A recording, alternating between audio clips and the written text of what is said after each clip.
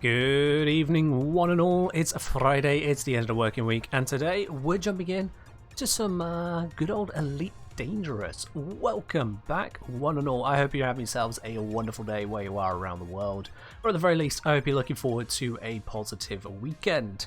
Welcome in, everybody. How are we all doing here today?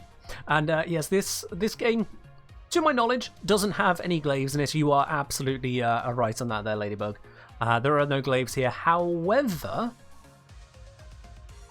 that does remind me that I should probably at some point add a glaive to one of the D&D warframes I'm creating and have it be an actual glaive rather than a warframe glaive, just to mess with warframers. Just a proper literal glaive, not a thrown chakram that magically explodes and returns to your hand. I should definitely do that. But in any case, welcome in, everybody. Hope you're doing well today. Because, yeah, glaives are not exploding frisbees. Glaives are not exploding frisbees. It was very confusing when I was told, yeah, get the glaive, and I'm looking at this weapon called the glaive, and it's this chakram thing. I'm like, I know what a glaive is, and it ain't this. What? Huh? I was really wondering if I just got my weaponry wrong. Because, you know, you don't exactly take a weapons class in UK schools. They don't teach you all about these different weapons to such fine detail. They'll cover a little bit, just like pikes and lances and Roman legions and how they'll do all those turtle defenses, but they don't teach you about every weapon. I thought, maybe I misunderstood what a glaive is. No, it turns out the Warframe just bullshitted us all. It's not a glaive. It's not a glaive. But in any case, welcome in, everybody. How are we all doing here today?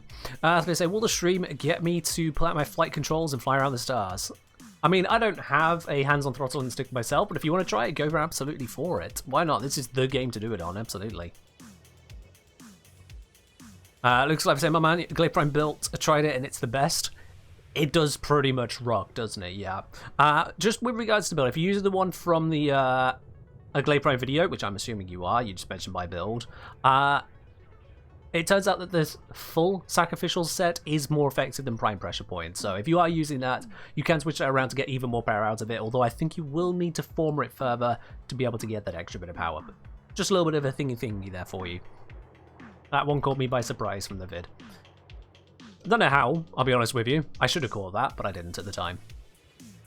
As I've said, do you confuse the entire player base for reference to a 30-year-old movie? I mean, if a movie is also getting it wrong, that's just not, you know, come on now. Come on, we don't need to do that.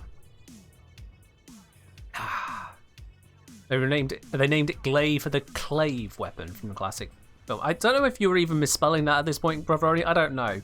The point is, if you're going to go for a reference, you have to really go all in on the reference. Otherwise, everyone else who comes to it is just going to be like, what? What? You thought glaives were a weapon invented by Warframe? Oh, wow. Yeah, no, chakrams exist. We even have chakrams in Warframe. We have blazing chakram. But then you have glaives. It's fine. And then everything is a staff or polearm for some reason. At least gunblades aren't real. About that, Ladybug. About that. They are most certainly real, and I'm fairly certain they exist in the southern half of the United States of America. I mean, where else are they going to exist? Think it through. You know that is just redneck engineering right there.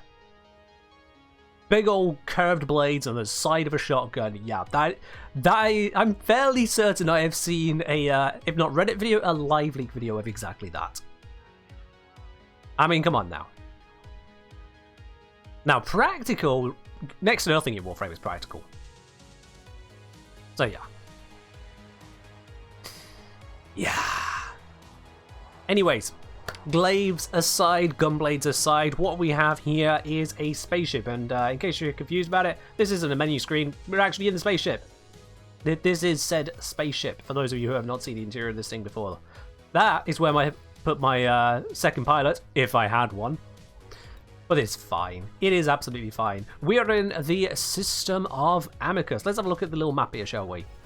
Just a quick reminder as to where we are. This is where I am stationed at the moment. I don't know what that symbol means, but I have a symbol. I should probably know what that symbol means.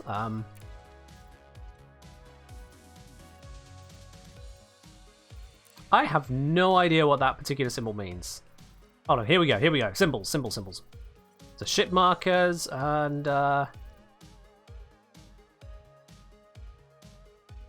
Nope, still no idea what that one means. It's not on here. This is why I don't know what the marker is. It's not on the list of markers. Oh, cut. We're off to a cracking start. Oops, my eye is really twitchy today. I just downed 2 mugs of tea with my meal because I accidentally made 2 mugs. Don't ask. And now I have a marker that what? Does that marker exist anywhere else? It does not. No. Oh, that's new. That's new. That was not there the last time we were on this game, was it? Wellington. Hold on, hold on. Let's have a ganders over here. Oh dear. Oh, that's not good. Those poor, poor souls. Whoever's living out over the Witchhead Nebula, which, yeah, it looks like an interesting place to live, but unfortunately it seems that the Thargoids have, well, they've gone out to go at it. That port's abandoned, that one's abandoned, that one's abandoned. Hacky here, not yet abandoned, but it is under attack. It's only a matter of time. Oh dear. Oh dear, oh dear, oh dear. You poor idiots. This is why I live all the way over here. Right the way away from all that mess. Right the... what the hell? Wow. Well, let the chaos begin. Fair enough, Athlia. Thank you very much for dropping 20 gifted subs right onto the stream here. Athlia, I do not know what the occasion is, but I will take it all the same. Thank you very much. Huh. You absolute legend. Cheers, Athlia. That's going out there too. We've got 20 names to go through here. Gwibben. Love the name. To Spoonman, to Minosh, to Sailing to Nowhere, to Handshot First, to J Rocker Drawn, to Freezing Night, to Elijah, of course. To Rapid Venom, to Fiddleyok, to Fandom Trigger, to Comics, or Com6, something like that. To Shofia, to Tattlescape, to a Wise Kick, to Cryptolab, to Destronic, and to a Dainty Waffle, to Real Rusty Ruffles, and to Predaqueen. Athletes, you absolute ledge. Seriously, thank you very, very much for the 20 gifted subs there, my word. I really do appreciate it. I really, really do. As I'm saying, it's one thing I realise it's unfortunate. Oh, and Zom stopped halfway through. How very unfortunate. We'll never know the rest of it. Oh, here it comes. Mantis B requires killing crew and upgraded med bay. Only ship with a teleporter as a clone bay instead. Ah. Yeah, Zom, that would do it to you. Yeah, you kind of need to... No, wait, no, Zom. You can kill crew and have... No, yeah, you need the med bay, don't you? Yeah.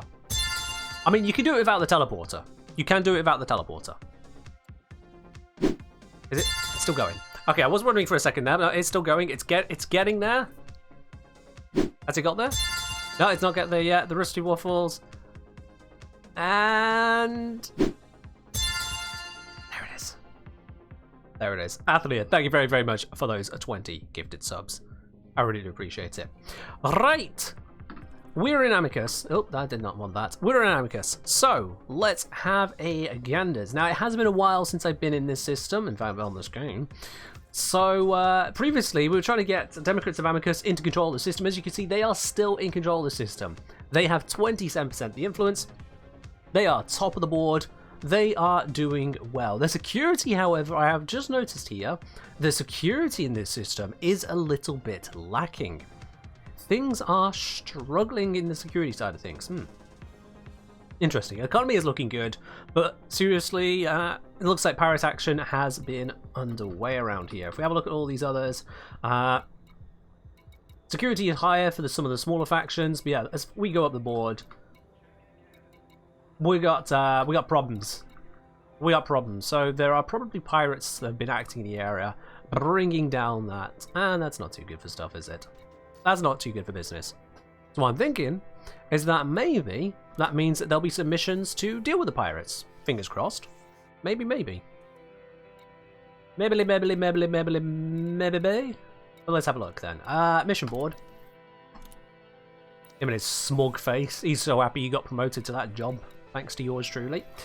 Right then, if we filter down to just him, and let's have a look, first of all, at the combat ones. There are quite a few combat ones going around.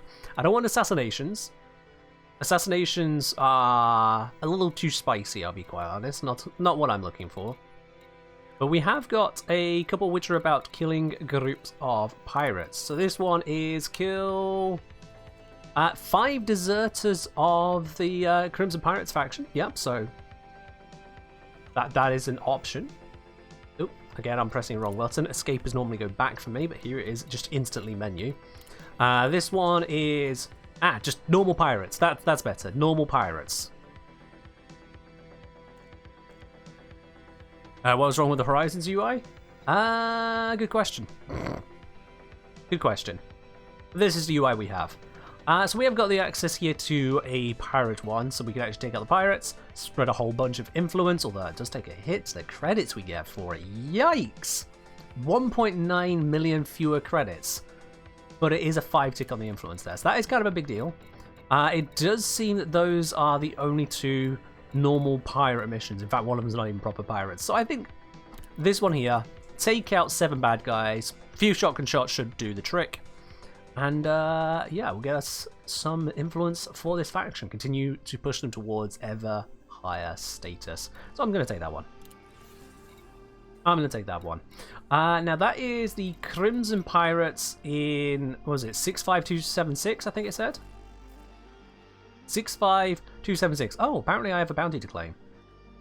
Oh, let's do that now, shall we? Assuming the Black Magisterium are not based in this system. That is important. If they are based here, I will not claim it.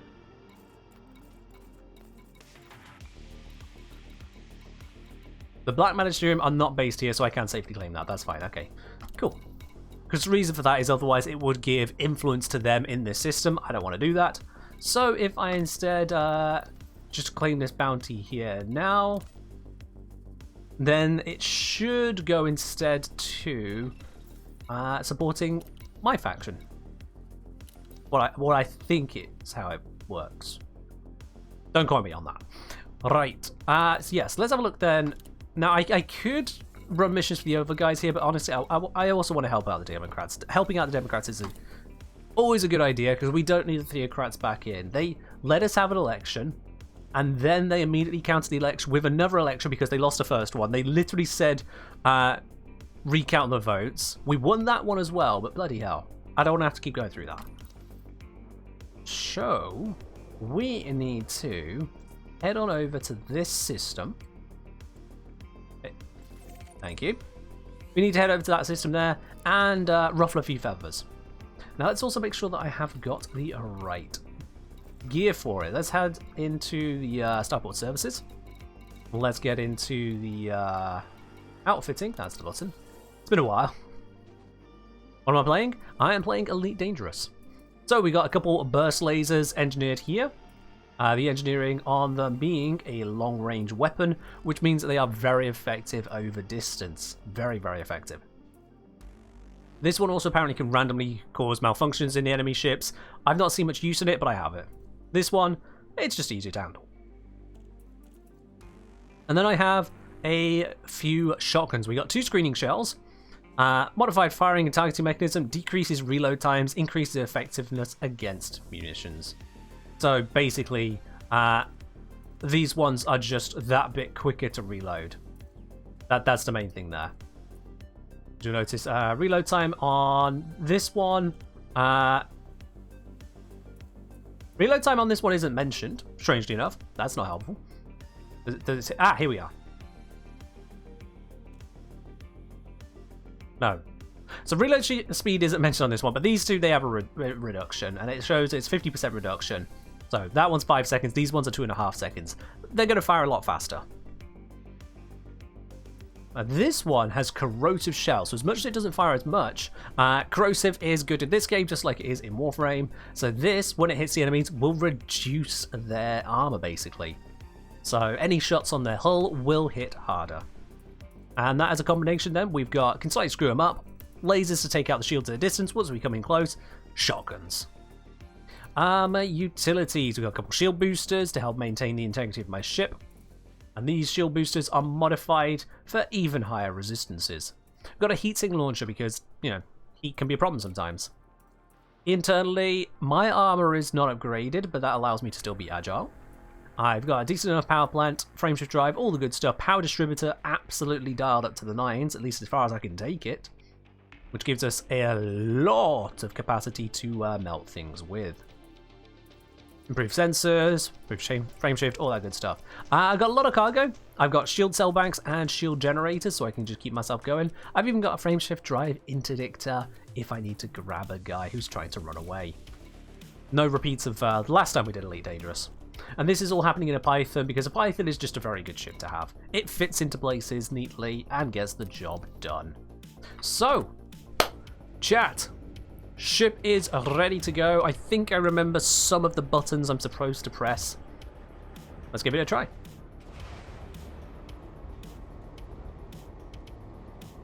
Alpha Delta saying Federal gunship, which is the highest possible DPS in medium size. I have my mouse tilted. Can apparently demolish a Federal corvette in about 20 seconds. Nice. I am not, in fact, running a Federal corvette. Or a Federal gunship for that matter, but the Python still does a good job. Oh, why do I hear shots? Okay, yep, just casually coming out of the station is immediately gunfire. That's fine. And yeah, looks like according to the targeted there, nothing should be in the way for me to jump. I'll just get a bit of distance away from the station. Oh, I'm already a bit of distance away. Let's bring her around. Give it a second burst. Lovely jubbly.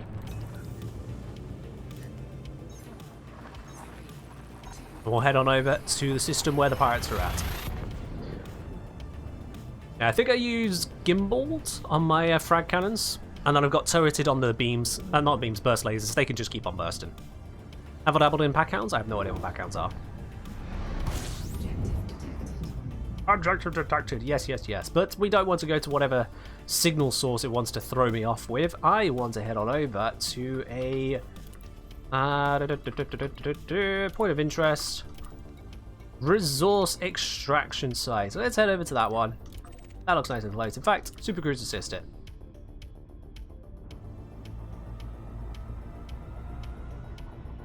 Let's head on over to where we're going, which is over this way. 400 light seconds. I'm going to angle slightly out of the ecliptic, because I should be able to come in at a nice, decent angle for the actual location we're heading to. Let's cycle around the gunnery here.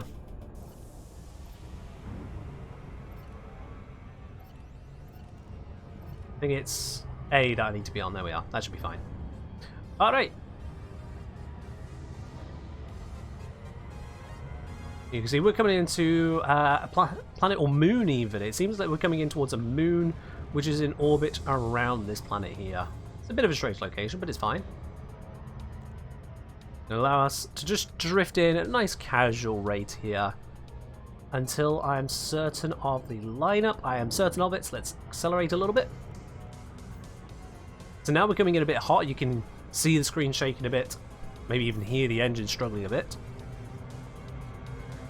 So it's saying that we're going a little bit too fast, but I should be just right. I hope. Absolutely perfect. There we go. Brings us in nice and smoothly, but also at a good speed. So, let's get the guns out. Oh, and someone is scanning me. Ray Watkinson. Ray, why are you scanning me? Why are you scanning me, Ray? What button did I bind this to? Ray. Now, he thinks I'm not worth anything, but let's find out if he's worth anything to me. Give him a quick little scannerino. It's only an eagle. Is it a solo eagle? It's a solo eagle, and it's my target. Oh, that's perfect. Thank you for introducing yourself, Ray. Prepare to die. I'll just, lasers on him. You can see, oh my goodness, his shields have just evaporated.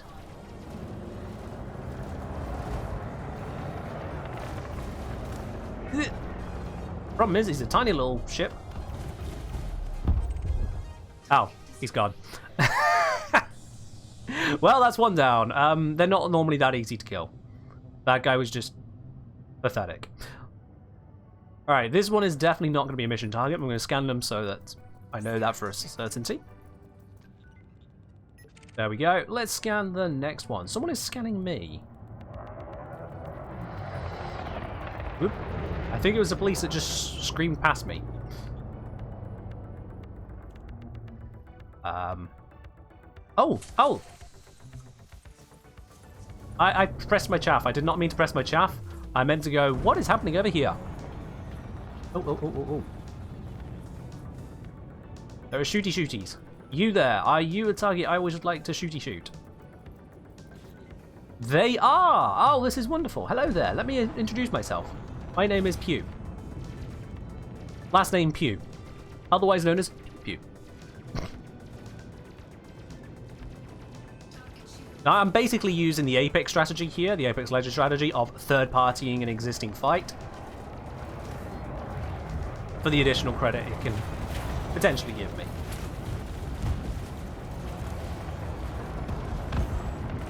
And he's gone, isn't he? Yep. Well, nice. Who's next?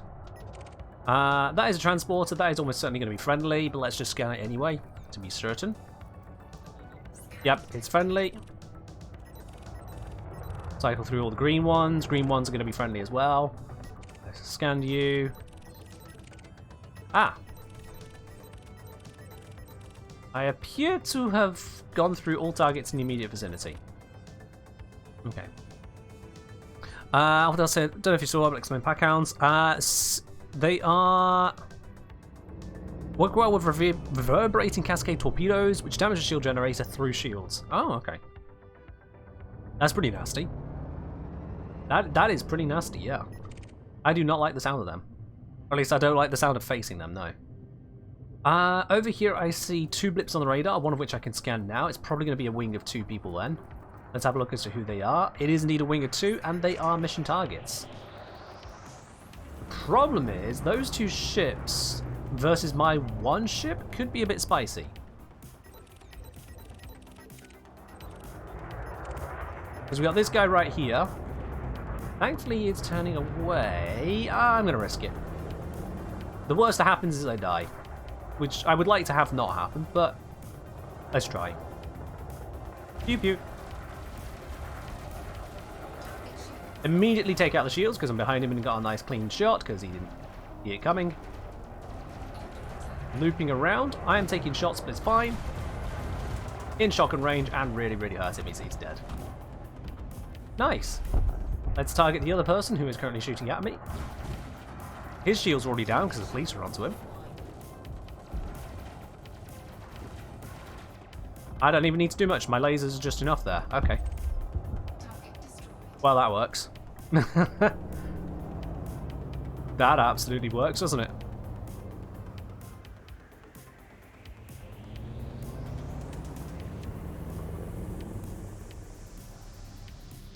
Yeah, I've not looked much into the power play weapons Alpha Delta because I've not looked much into this game hugely overall. I know you are. I remember from previous streams you are definitely far more into this than I am. I stick to the simple stuff. Like lasers and shotguns. Lasers and shotguns work. Let's bring the ship to a halt for a moment. Actually, no. Let's drift in this direction because I might encounter new ships throughout the area. And just remind ourselves here, we are here to kill these particular pirates. And already done 4 out of 7, which is real good. Just cycle through the nearby ships again. Aha, you are new. You are probably a miner. I'll scan you anyway, but probably friendly. Friendly. Never mind. Next one. Ooh, that's over this way. I can see that one mining, so they're fine. If they had a bounty on them, I might consider, you know, taking the time to immolate them as well, but it just seems like everyone here is all above board. We have conveniently or inconveniently run out of pirates. I'm in the dead center of the site. And there's not a lot going around at the moment. Which, as far as the miners are concerned, that's a good thing.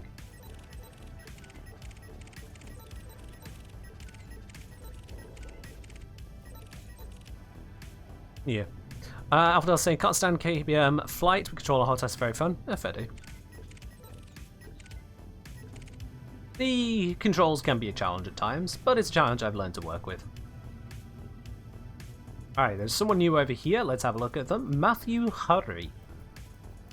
His hard points are out. He is wanted, but he is not my target. Interesting. I mean, I can still kill him. It's just, it won't give me mission progress. Hotas is hands-on, throttle, and stick. It's a controller method. In fact, it is literally this controller method right here. That's the throttle. That's the stick. That's what we're looking at. Hands-on, throttle, and stick. Alright, you there, Mr. Wanted. Prepare to die. Alright, well his shields are pretty screwed. I'm just going to loop around nice and slowly. I don't need to do anything crazy here. My lasers are continuing to hurt him. And then... shotgun. And that's the end of that one. You can see why I use the shotguns. I get in nice and close, spitting distance. And then I say hello. Or rather, I say goodbye. None of the range, all of the damage. And I can hear that my cat wants to come into the room. No, not going to let her in because she'll just run out again. Oh, hello. This is the smallest ship in the game, the weakest ship in the game, and it's a mission target. This is just a gimme. I'm just going to shoot it with the lasers. Look at that. Not even using the shotguns. Oh, is he? Okay. He came into shotgun range. I wasn't going to use the shotguns, but he came right into shotgun range, so whatever. Rip.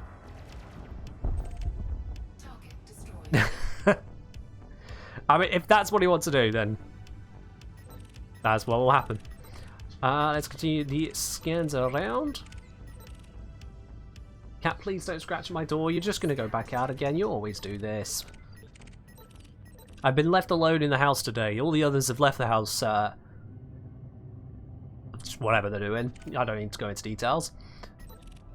But it means that the cat now gets very, very antsy. They're like, there's no one around. I'm all alone. But as soon as you interact with her, she's like, I didn't mean you. I'm fine on my own. Didn't you know? But please don't leave me alone. But not you. You're the one who has to be around me. Such a priss. But anyway, just fine. It's still a priss. My eye is really twitchy today.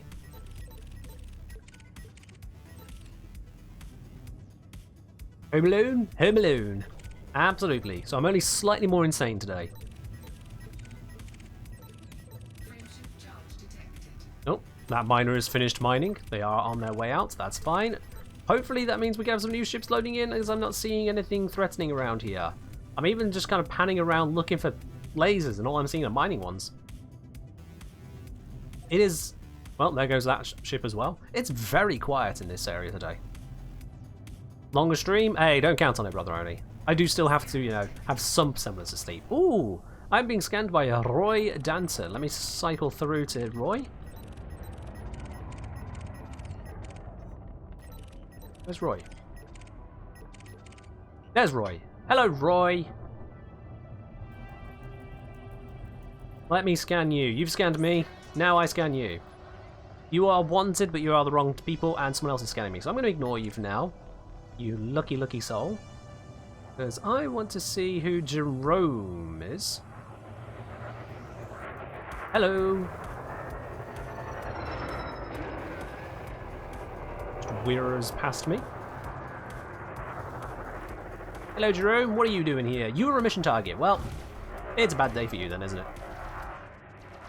Now, it says that Jerome here is a competent pilot. I would strongly disagree, based on the fact that he is nearly dead. Oh, okay, he turned around a bit quicker than I expected there. Never mind, I'll just... there we go. So yeah, he is a competent pilot, and he's dead.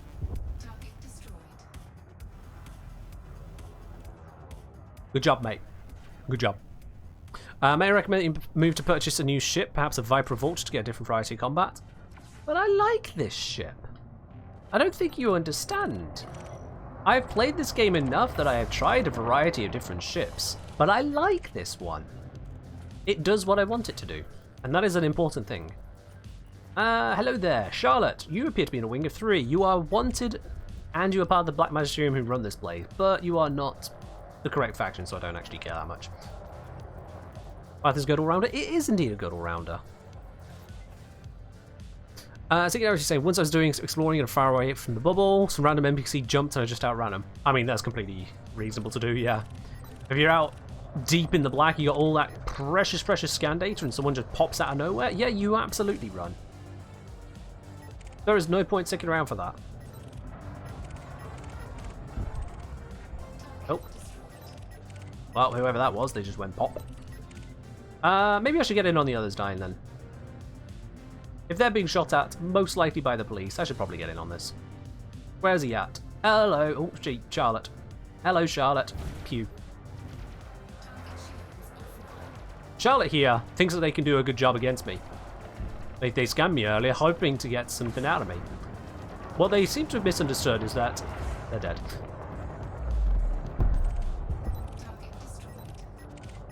Well, so much for that one.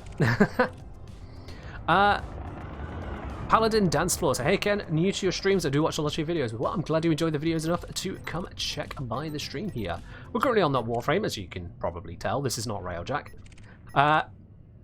Every Friday we have a variety stream, which is anything but Warframe most times. And today, the supporters in the Supporter Tea Lounge on my Discord have voted for Elite Dangerous. I'm just trying to find another pirate to shove some shotgun shells up the arse end of. They appear to all be dead. Oh wait, no, that was new. Where is he? You there. Rowan Cornet. If I do a quick little flight assist flip, I should be able to get him whilst he's scanning me. There we go. And he is mission target. Engage! Just as he turns his ship around from me is when I activate my lasers, just to make it even more annoying for him. He's already down to half hull, 40%, 20%. He's melting. Absolutely bloody melting. And he's gone. I do love these turrets. These turrets are so good. These turrets are just so good. Look at that. We're already done. We're already done. I can just boost. Full power to the engines. Get out of here. And go claim the money. Easiest damn job ever. It was so nice of them to just, as they line up the shot, then they flip around and start flying away from me. It's like, you just want me to shoot you up the arse end, don't you? You just want to have your engines ripped out, and I was happy to oblige. I'm boosting slightly away from my target because I need to get away from the ring. Because otherwise, if I turn around too quickly, it would ruin my ability to jump. There, I'm fine. I'm fine. Alright, you have a good one then, Paladin Dance Floor. By the way, Paladin Dance Floor, just before you go, ! replays. If these streams are at the wrong time for you, you can always check out the replays channel. You can catch the streams, set them in the background. All of the past ones are up there, so you can enjoy yourself a bit of background, Kengineer, and gameplay. And take your pick of whichever streams you want to watch. Yeah, you missed the live component, but you still get the full stream. Alright, let's head ourselves over to Mills Colony. It's up over this way.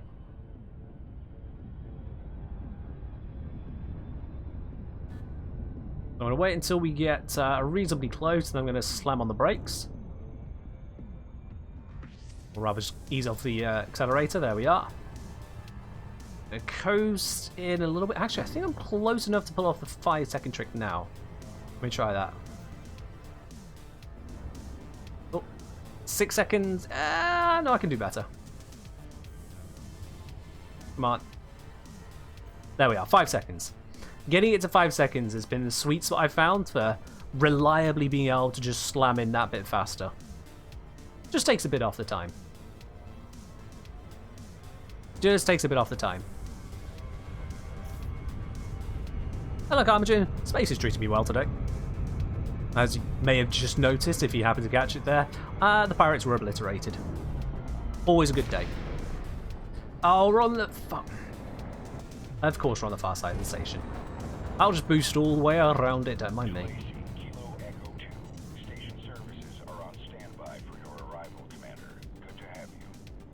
Good to be here. Good to be here, Mel's Colony. Alright, we're in range to request docking as well. That nice friendly green colour showing they are, well, indeed, friendly. Piracy? I'm not a pirate. I am not a pirate, I will have you know. I was bounty hunting. I am enforcing the law, damn it. Now set my engines to 1.5 pips so that at a nice gentle 50% thrust, I'm coming in just below the speed limit.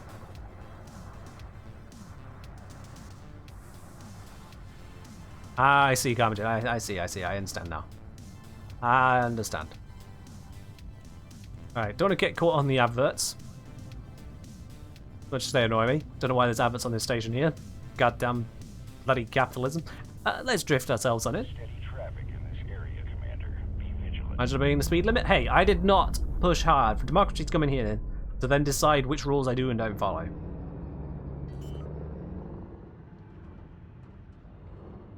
I am a law-abiding citizen, I'll have you know. Don't crash. A law-abiding citizen.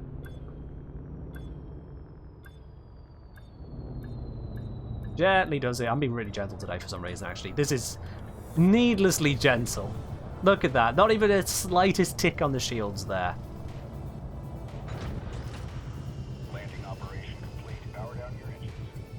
Alright. Let's restock. Let's refuel. There is cost of credits right there. Starport services. Grab this. I'm trying to say, yo, didn't know you played Elite? Yeah, we've had a few streams of it. We've had a few streams.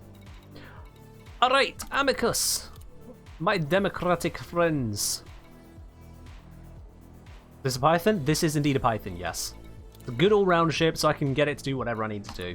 And in this case, it was take the face off of some bad guys. Boom! Look at that influence bonus right there. Huge increase. Probably. The only thing I really dislike when it comes to the background sim is how opaque it is. How utterly, thoroughly opaque it is. Alpha Delta, you're probably doing an aileron roll, not a barrel roll, if I recall correctly. But anyway, that aside.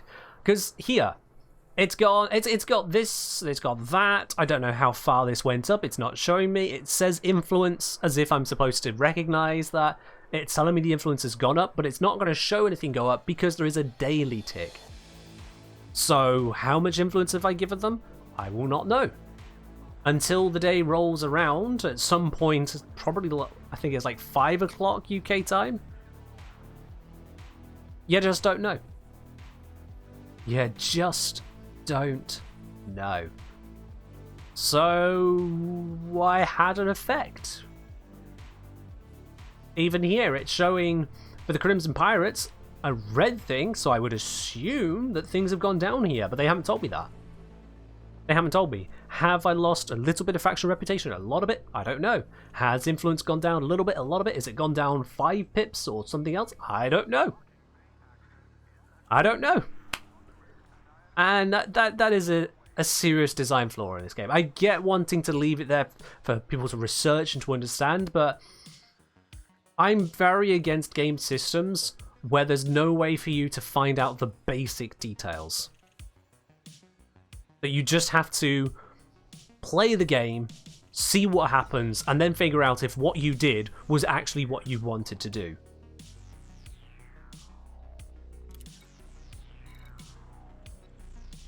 You're just going to have to piece it together. Which is not great. Yeah, the lack of exact numeric values is annoying, but the lack of even relative values, because those 5 pips of plus influence there tells me basically nothing. It really does. All this stuff is calculable if you are given the numbers to calculate it with. And it is a purely numerical system. Just tell us. Just tell us. I hear a lot of times from game developers, they'll be like, oh, but we don't want players gaming the system. Oh, they'll optimize the fun out of it. And yeah, that's true. Players will absolutely optimize the fun out of something. The job as a developer then for such an ongoing live service game is to create incentives around what is fun. Not to create incentives around pointless banality. If they keep it fun, then the players will keep having fun. Hiding the systems doesn't change that. Hiding the systems just means that it's harder for players, certainly new players, to engage with the game, and that doesn't seem like a good idea.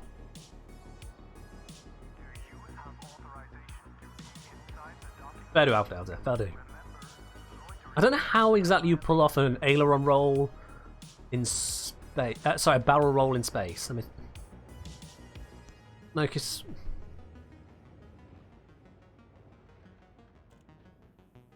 I suppose you could, maybe. Yeah, I suppose you can, but there's not really a lot of space in the station to do it. You'll get there. You'll get there.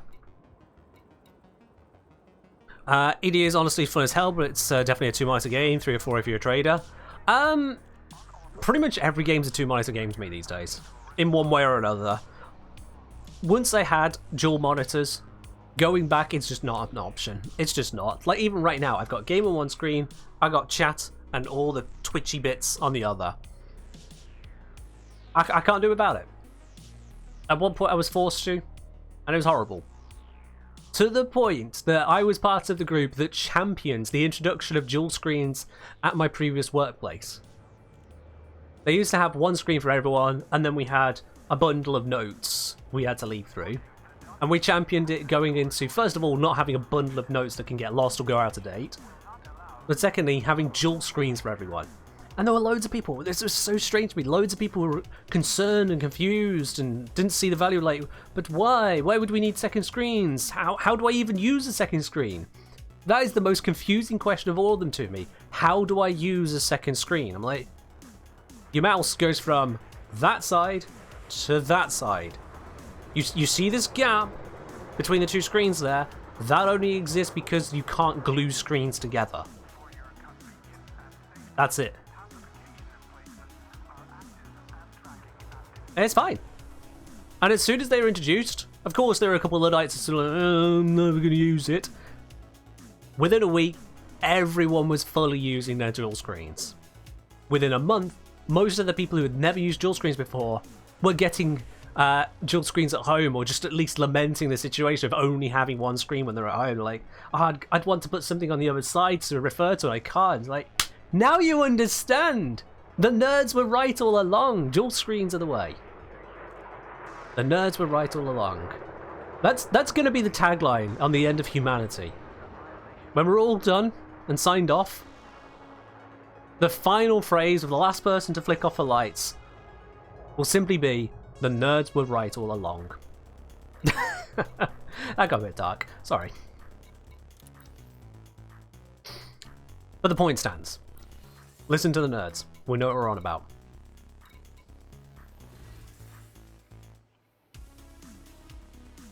Hexa screens? Okay. Not everyone needs hexa screens. I can see the utility, but that kind of battle station is for the truly dedicated.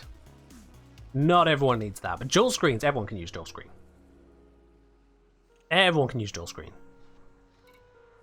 Alright then, Democrats of Amicus, what else have you got for us? Any more on the combats? Ew. Okay, never mind, I don't like that. Transportation, what do you got for us? Source to return a whole bunch of stuff.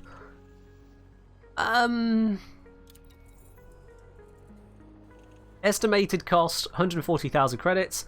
Payout, 10 times as much. Okay, that's a bit of a return. That is a bit of a return, so we can do that. But the question is it worth our while? Just going out, buying stuff, bring it over. 30 units consumer technology, cost 200,000, paying us back 4 times as much and a 5 pip influence. Hold the line. Oh, hang on. Can I just put some perspective on this here? Can I just... 6.833 plus 7 seconds, yeah. We'll come back to the perspective. Hobbit Rallo. Really always leading the charge here. Every single time I see a resub, and it's an incredible thing to see. 26 months in a row of subscription on this channel here. And that is...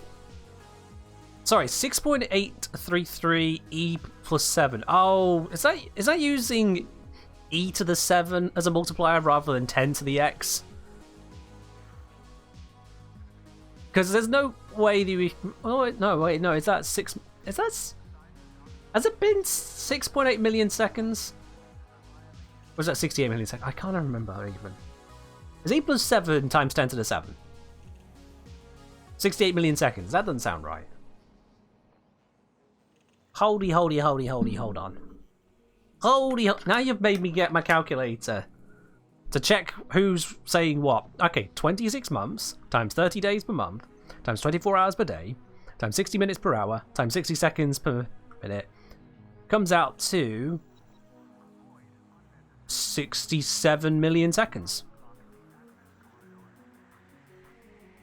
Yeah. Alright then. Yeah. Fair enough. So E is not being used as a natural log here. No, that's the bit that always confuses me, is when E is used as exponent, E plus number is exponent of 10. I'm like, no, E is a number. I don't do this to me. E is a number. We have times 10 to the X. We can use that. I hate the E plus stuff. I know it's another just accepted notation, but when E is a thing already, to then use E to mean an exponent that isn't the exponent E, it's just like, no! Stop! Please! Mathematics is confusing enough already. Change it to X plus 7? I mean, X makes more sense given the Roman numeral for 10. I mean, that fits a bit better. C, however, no. Let's not use C. But all the same, Hobbit, thank you very, very much for the 68 million seconds of subscription. Here's to many millions more. God, that makes this stream feel old. Stop bullying the alphabet. I will bully the alphabet all damn day. You know, there's absolutely no reason that we have the letters in the order that we do. They could be any which order around we like. There's no reason they have to be that way around. A isn't the most common letter. So there's no reason it has to be at the start, other than some people before had something like A at the start. We could have it any which way around. It's just one permutation. It's just the one we're used to. Letters in order alphabetically. That is a tautology and you know it.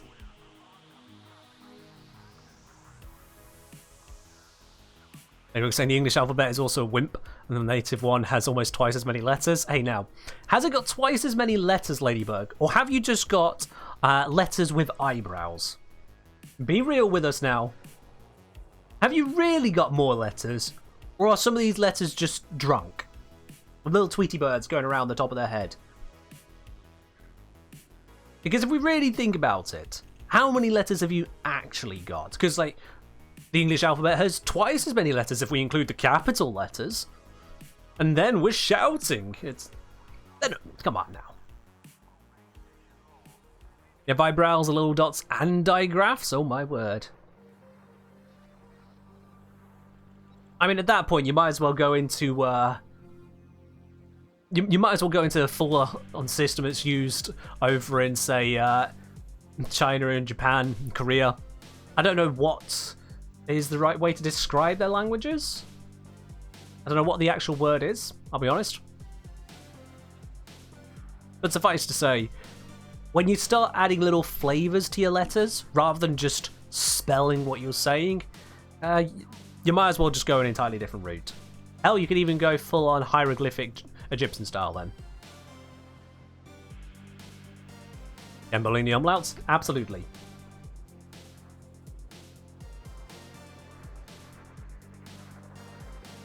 I mean, look at what Carmageddon's just posted. Look at that. Those are just the same letters, but you're putting little bits on to try and re-describe how they sound. And Carmogen, can you tell me with absolute certainty that every single one of those letters always sounds the same, no matter how and where it's used? Will it always sound the exact same? Because if it doesn't, it's a complete waste of time. It's a complete waste. This, however, is not a waste. I'm going to accept this one. So that is to get consumer technology. Let's see. Let's get hold of... we don't need armor. I don't think that is a reasonable request. But I can get them superconductors. Superconductors sound fun.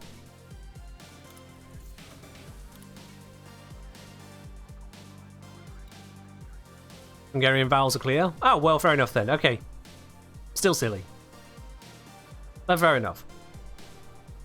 Hilm09 say, hello, I just came up to say have a nice stream. Well, thank you very much. I do appreciate that, Helm. Hope you have yourself a good weekend.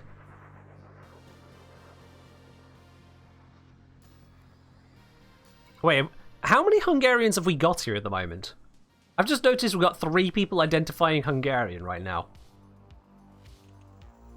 Can all the Hungarians in the room please stand up?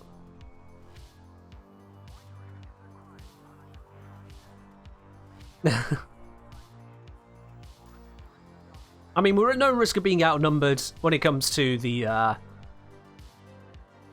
English as a first language countries here. Well, that said, the US does seem to outnumber the Brits here frequently, despite the time zone difference. Anyway, that aside, we need to go shopping now. So I've just agreed to go shopping for these guys. Let me make sure I have the cargo space to go shopping. Oh, yeah. I've got 129 spaces free, and I need to pick up 51 items. That's easy. So I'm going to look at the commodities market. And I'm going to go to the sell section, and that will actually help me find what I'm looking for. So this one, I can see that it's produced by various bits and pieces. But if we go view commodity in Galaxy Map, hopefully I can find a good place this way. So I'm looking for consumer technology. If I do this here, so that is consumer items, consumer technology. Basically, I'm going out and I'm getting tons of mobile phones and laptops for these guys. They asked me to go and buy them some mobile phones, laptops, and superconductors. I don't know what they're up to. I don't have to ask. It's for democracy. Let's look for the export prices, and I can see that Manawiden is selling them. But that is Research Center, so that is not a station. I would like it to be a station because planetary landings take a while. Maya Genetics, that is also not a station. Let's zoom out a bit. Oh. Okay, we're not looking too great, actually. Looks like there's not a lot of places which are selling mobile phones. At least not nearby, no. Fair enough, planetary landing it is then. Planetary landing it is. We'll go to this one, 1,000 light seconds. It's not too far. What's the other option? Yeah, it's twice as far, so we'll work for it. Superconductors are metahuman individuals who check your tickets on the train. Let's not get on that road. I'll let you have this one, Carmogen, but let's not go down that road. We don't need people to start getting a little crazy on all that stuff. Alright, the other thing we need to do is go and get these superconductors, as I said. So let's check this one as well. Where can we get these? Superconductors are under industrial materials. Superconductors. So those are not produced in Manawiden, so I'm going to have to go to a second place. They are produced at the Plum Manufacturing Depot over there. Any other nearby locations? There's a couple, but there are a few jumps out. So we'll go Manawiden, and then we'll probably jump over to this place and then return home with the goods. Planetary landings are underappreciated. They're slow. That's the problem. Planetary ports are slow to get to compared to stations. They have fewer facilities typically, and even their markets are a lot smaller. It's like a station. A station should not have more stuff than a ground base. A ground base is easy to build on. If you have an atmosphere, it's even better, but a ground base is easy to build on. You put it onto the ground, and it sits there. A space station, you have to do orbital mechanics.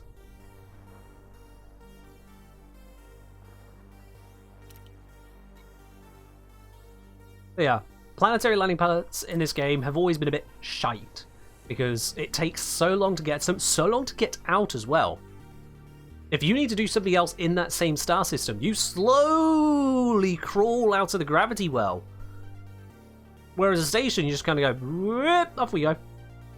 It's so much longer to leave a planet, and woe betide if your target is on the wrong side of the planet, because you now need to get far enough out that you can actually get to your target. Station, you just move away from a station, it's easy. Yeah, the whole process of landing can be interesting, but once you've done it a few times, caster, you know the process, and at that point it's more, okay, now we wait, and especially if you misjudge the gravity for a new planet you're going to, now you're coming in too hot, and now you have to cycle back around, oh. Or if the planet's a large planet, and then it takes even longer to approach. Did you know that the time it takes you to approach a planet massively goes up if the planet is bigger? That's the thing. The amount of time it takes to approach a planet is based on the planet's size.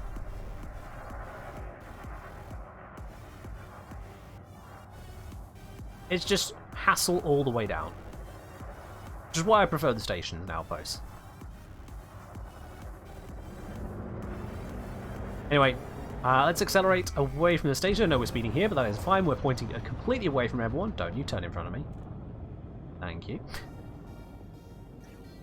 We are out of mass lock range. Let's get the jump ready to head on over to Marawyden.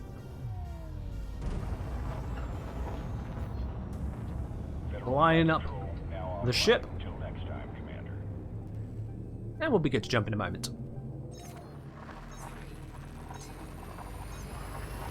Maybe there's cost of getting stuff into orbit. Well, there is the cost of getting stuff into orbit, but still, storage is just easier on the ground, and especially if you have proper atmospheres. I understand from a game development side why atmospheric landings were not included for a very long time. And I think still aren't included in the version of the game that I have. But it is still just needlessly problematic. Space is a problem. I don't care how much sci-fi tech you have, space is a problem.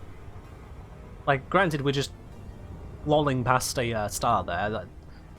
That's some good tech right there. But yeah. Space ain't easy. Space ain't easy. We're talking space travel. We're going to throw in the question, what do you think about Star Trek warp speeds? First of all, what does Star Trek think about Star Trek warp speeds? They don't even agree on that. And because they don't agree on that, we don't have to think about it.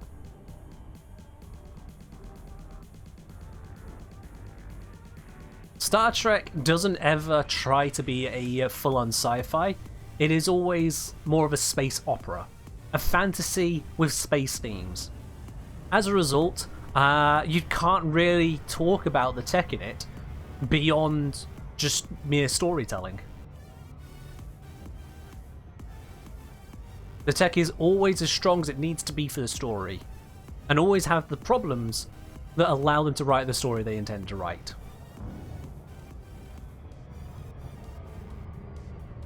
Yeah, so one of the ways that warp can be described in Star Trek universe is warp 1 is light speed, warp 10 is infinite speed, warps 1 point something through to 9.99 recurring is everywhere in between. And yes, I know 9.9 recurring is 10. Shush. And that's an interesting scale to think of. I'm not quite sure how that scale works numerically. Like, the equation for that will be an absolute bastard. Not gonna lie. And when they start talking about having warp speeds of 9 point something, it's like, on that scale? On that scale where 10 is infinity and 1 is just barely broke the speed of light, you're hitting 9 point something? Really? It's really hard to take in at that point. Even if they were saying that, like, There's no saying to it. It's just, how is that measured?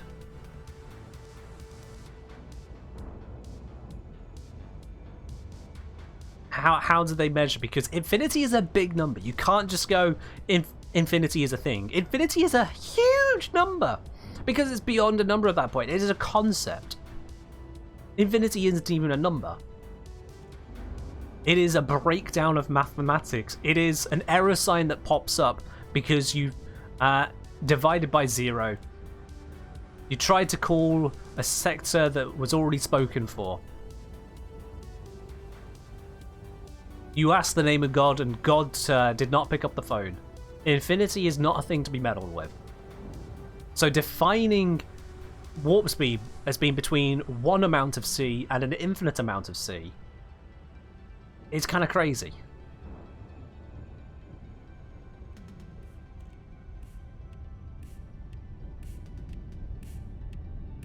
Yeah, Star Trek has never tried to be consistent, and that means it is completely immeasurable. It is completely immeasurable.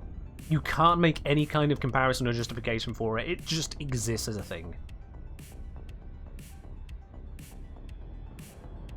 Alright, I'm hoping I've come in at a shallow enough angle here. It doesn't show me the angle until it's too late, but let's find out. Oh, that was close. I was nearly at the wrong angle there. I was nearly at a approach defying angle. Let's shallow this out a bit, because then I can dive. This will bring us in even faster. There we are. This should come in at a nice steep angle, get us nice and close to the research center for docking. Gravity is reporting 0.06 G, which is good. It's very, very light, so we can fly that very nicely.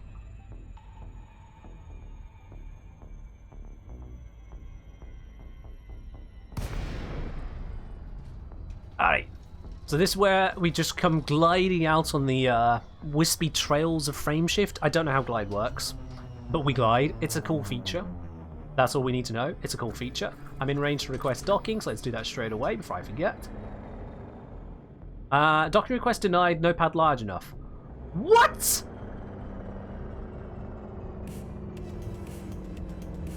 What? Since when is there an outpost on a planet with only a small pad? I only have a medium ship to avoid this. Oh, no.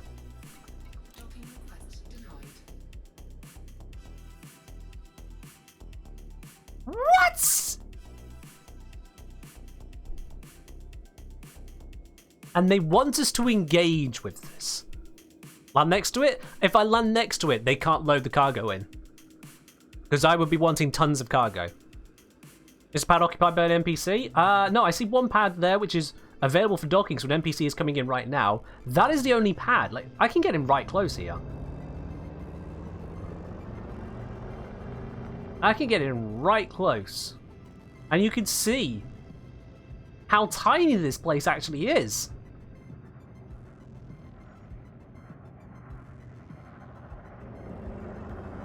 Do not get too close. I don't want to set off their proximity alarms. Yeah, they just have one pad, and that... What ship is that? That's a Cobra Mark III. Okay, it's not the tiniest ship in the game. The Cobra Mark III has just landed there.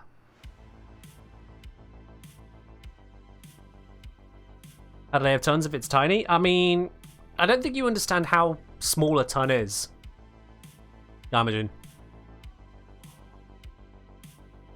Think of a meter. You said you're from Hungary, so you understand what a meter is. You're not one of those who only understands feet and inches. So think of a meter, okay? Now take that meter and make it a cube of 1 meter by 1 meter by 1 meter. This is still only just slightly over half the height of a person. Think of a meter by meter by meter, okay? In that cube, if you filled that up with just water, ordinary water, nothing special, that would be a ton. Okay? That is a ton right there. Just 1 meter by 1 meter by 1 meter of water. Now think of things which are heavier than water. Think of things which sink into water, like, oh, I don't know, shipping crates. Those things are a lot heavier, or a lot more dense, and therefore a lot smaller. Alright, that ship's got away. I'm just going to triple check. Yeah, no. That's all they have. 1 unit of Minecraft. Yes, 1 unit of Minecraft. Water is a ton of water. That's right, yes. Not how water works in Minecraft, but close enough. Bomb them? I do not want to become enemies of the state. Also, I don't have bombs, I have shotguns. I am in shotgun range, but let's not shotgun an entire settlement. We'll just have to go somewhere else, which sells what I'm looking for, and also has a pad I can land at. What was the button? Was it this one? Nope. That one? Ah, yes, there is a button. So, where am I currently? I am currently here. I am currently located just about here.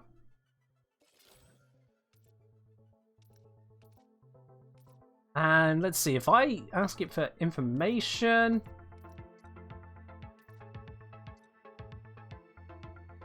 Does it say what's the pad size on it? How was I supposed to know then? Where's the information for this thing?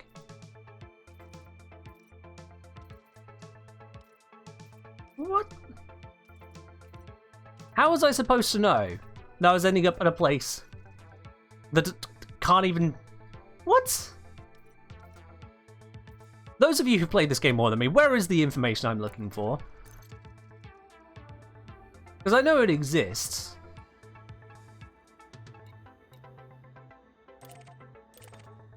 I just don't know where it exists.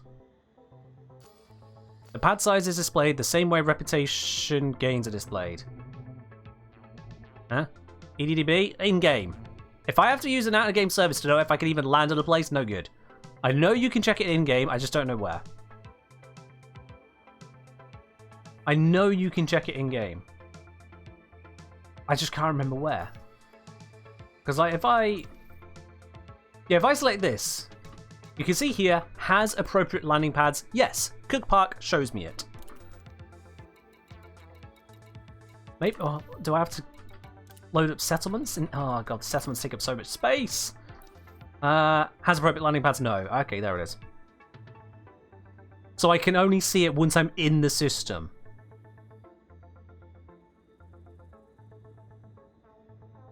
I can only see it when I am in the system. Oh, molto imanabili. Alright then. Alright. Now I came here looking for the consumer technology, and that comes from high tech. So... let's switch to the map here. Let's select you, user data, technology, consumer items, consumer technology, export price, and then set it here as well, because for some reason we have to do that. Anyone else here that sells it? That's not how this works. Alright, Gottlob Freshring does not sell it. Oh. Why is it doing this? Okay, it's claiming that Ryu Invention sells it. Oh, wait.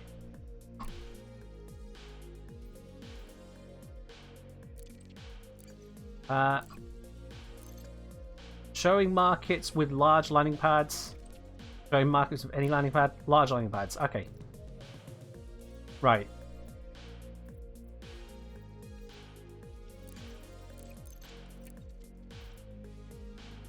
No, that's not showing markets with large landing pads. I'm at MM right now. They do not have a large landing pad. This is lying to me.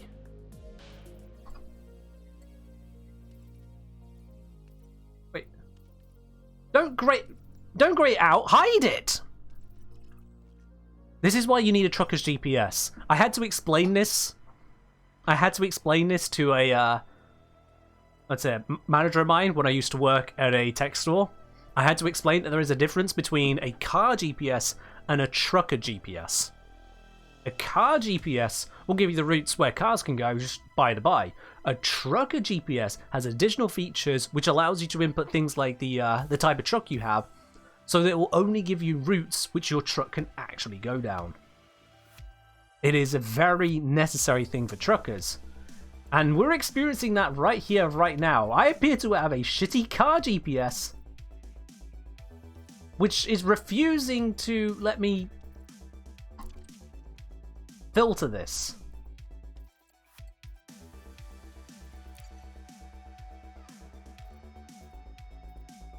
No, filter it, you... What? Why you no filter? See, the distance filter works. This is taking some stuff off. What is it taking off then? Let's find out. We've got NM, Ryu, Cooper, Cook, Shawler, Vern, Barbao, or Barbo, and Marquis, okay? Then if we filter, Cooper, Shawler, Vern, Barbo, Marquis. 1, 2, 3, 4, 5, 6, 7, 8. 1, 2, 3, 4, 5, 6, 7, 8. There's definitely 8 on there. If I change the filter, 1, 2, 3, 4, 5, 6, 7, 8, 9. It's just taking off the outpost. Cook Park, I know from local knowledge, is an outpost. It has small and medium pads. It does not have large pads. And the filter is only taking off the outpost. It is not taking off this planetary port, which I cannot dock at.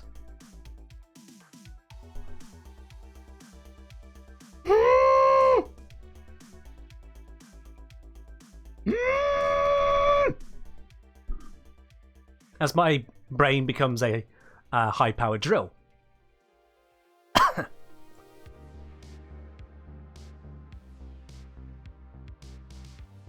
This is basics. I will just find somewhere else. I'm just going to use a third-party tool. EDDB, fine, whatever. Whatever. I don't care. We will find what I need through a third-party goddamn tool. Because apparently, the game doesn't even want to tell you if you can go somewhere. Hi Penguin, it's going amazingly. I am definitely not raging.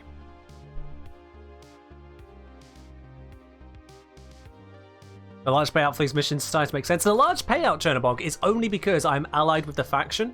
If you were not allied with them, if you're neutral, they'd be paying you pittance. They pay me loads because they go, oh my god, Ken, oh, we love seeing you here. You're an amazing person. You got us into power. You are a legend. Yo. Yeah, dude, we'll pay you 10 times the value of the goods. We don't care. You're great. It's wonderful. Penguin, cheers.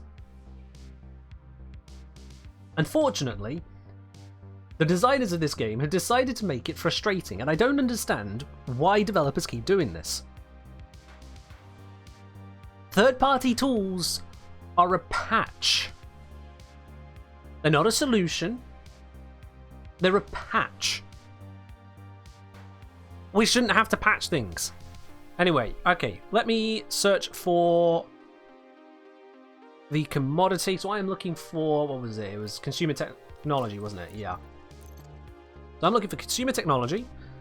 There we go. Let me show you how I'm doing this. Flashbang, by the way. Sorry, probably should have warned you. So consumer technology and current system is Manawiden. So landing pad size. Let's do the any and see what happens from there. I'm looking to buy. Include Odyssey? Yeah, include Odyssey. Why not? Include fleet carriers? No. Find stations. All right, here we go. Here we go. So. Apparently the closest place selling it... This is really weird. For any landing pad size, the closest place selling it is apparently Igbenedion Analysis Facility in Nkungu. You think there's a dark mode? Oh yeah, there's probably a dark. Yeah, there is. Boom. Alright. Because I'm raging so much, I'm going to do your eyes a favor because your ears are not getting a favor from me today. So I'll do you that trade. Ah. Okay. So apparently the closest one is 18 light years away. Now, I feel like that's incorrect. Given that I've set this to any landing pad size, it should be showing mm here.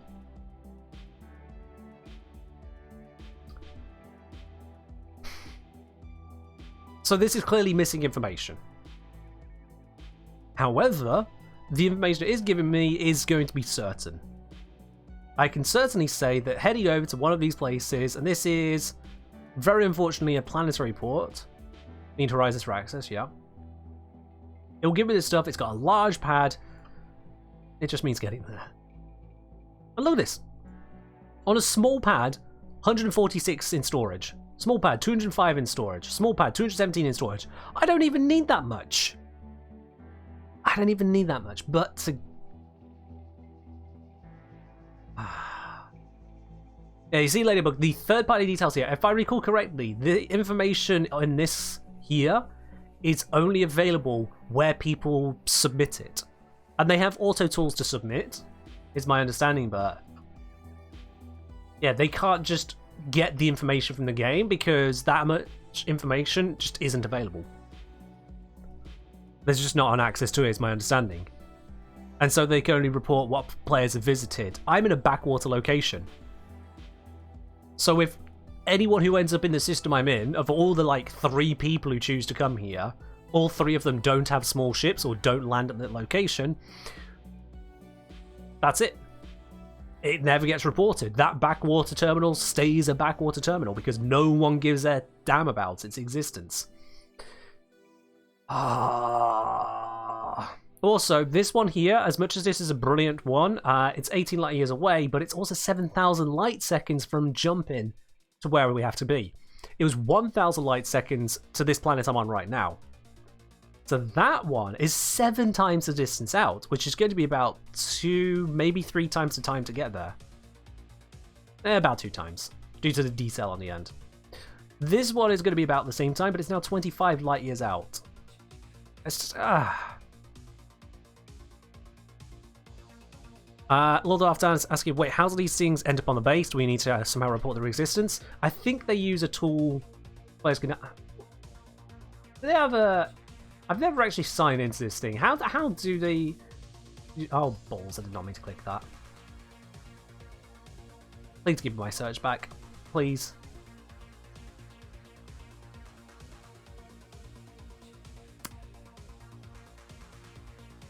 Yeah, it's got it. Alright, find stations, try again.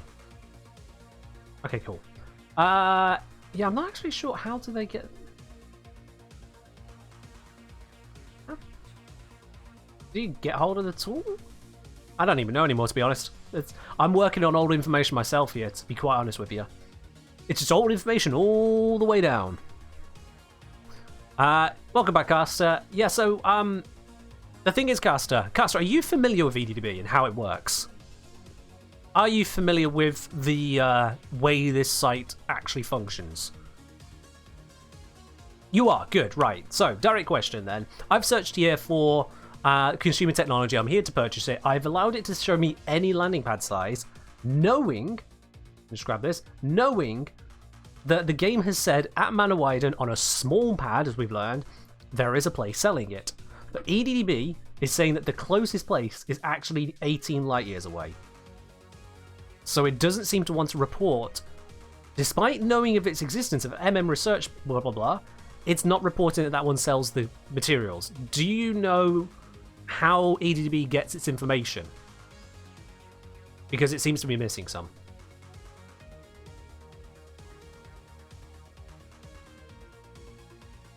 Oh, 68 light seconds now. That is a close one. Shame it's 35 light years out. Don't know if I want to jump that far. The Python has not got a good jump range.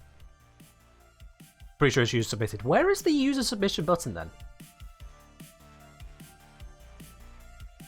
Wait. I don't particularly...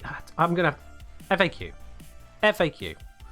And why would I want to register? If you registered, you'd be saving some properties like credits to your max light year range.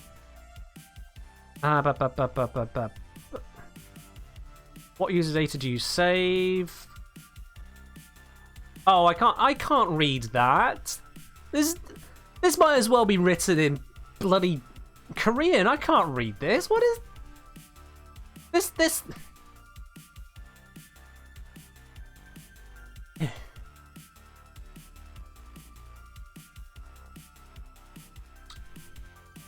Cool.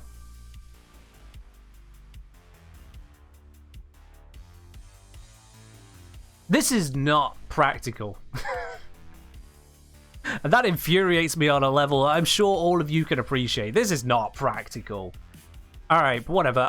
It does say that we can go to the large pad at Garg Biological Enterprise. Garg. Which is found in Gerda. We're going to Gerda to visit Garg to buy some consumer technology.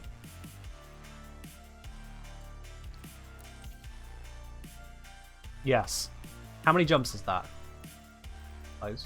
How do? Thank you.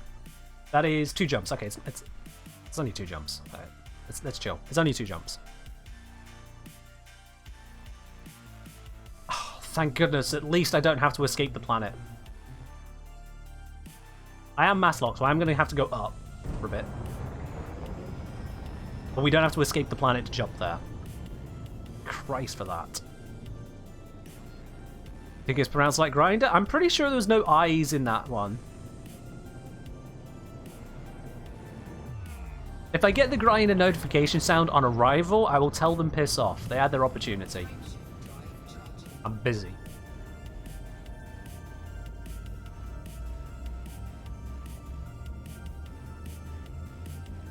So we'll head over to Elikokos first. Elikokos. What's it even matter? It could be Eli for all I know. Eli Kochode. There we are. I found a way to misread it nastily. We're going to Eli Kochode, and then we're going to head over to Grinder. We're going to go Garg. We'll only land there once. We don't need to go Garg on Grinder, but yeah. We'll get our consumer technology. We'll get ourselves a nice brand new iPhone. I'm going to go sell it to someone. Yeah, there's no way you're reading that as Grinder. That's Gerda. That is definitely Gerda. Gerda. Alright. I swear to God, if I land there and it turns out they stop stocking iPhones, I'm going to be pissed. Yeah, Ladybug, that's how it goes. I mean, if it turns out it's not even an imperial... we're going to an independent system, so it's not even going to be iPhones. It's going to be sort of like the Xiaomi or something. Might be the HTC. iPhones would be the Imperial stuff. We expect something like Samsung or Sony for the Federation.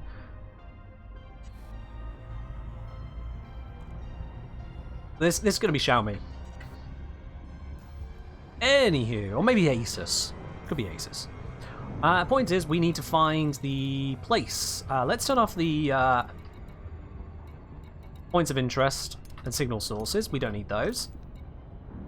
Oh god, it's all marked as unexplored. No. Oh.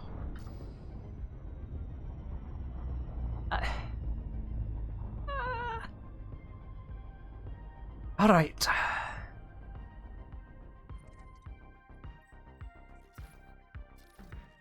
Look, points of interest. They should be broadcasting who they are and where they are. Here we go. It was Garg. Garg! There it is. Garg! Hello, Garg. We're setting location. There we are. We're heading over to Garg. Biological Enterprise. I've entered the system of Grinder, and now I'm going to Garg at the Biological Enterprise. First mapped by a xenomorph.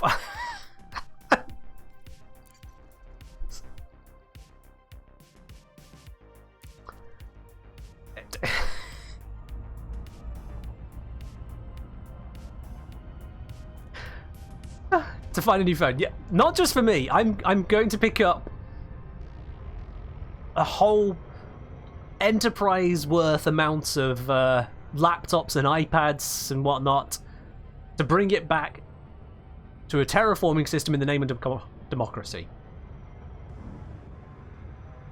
Every time I say Garg, it sounds so aggressive. I think it's because I'm just aggressive right now. Having headed over to where the game said, oh yeah, you want to buy that thing? Here is a place that sells it. And we're not going to tell you how many they're selling, so they might not have enough, but they're selling it. I'm like, okay, sure, let's head over there. And then I get there like, you can't dock here. Sorry, yeah, no, we ain't got a port big enough. Can you come back in something smaller? I'm like, I can't just go back and get something smaller. What?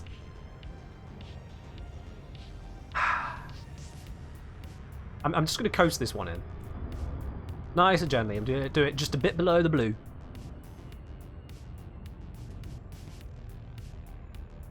Goggle these nuts, good gracious. Caster, I should probably time you out for that, but I ain't in the mood. I should make an insult, you absolute garg. Oh, come now. Let's not turn random things into insults. Next thing you know, we're going to hit an actual slur, and then the stream gets cancelled. Let's not do that. Hooray, I have discovered Gurray 3A.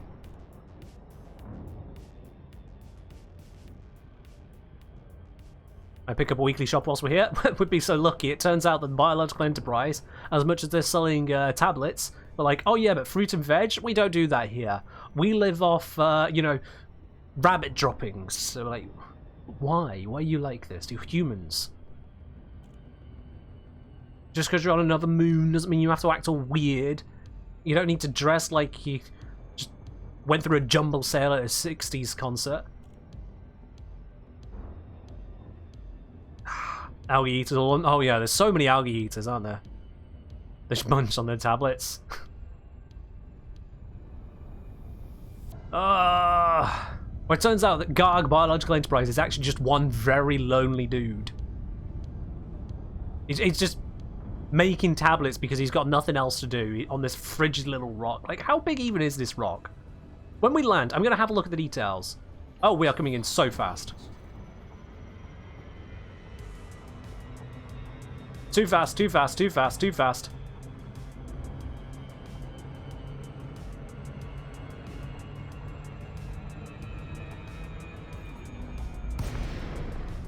Wait. Dropping too close? Huh? What do you mean dropping too close?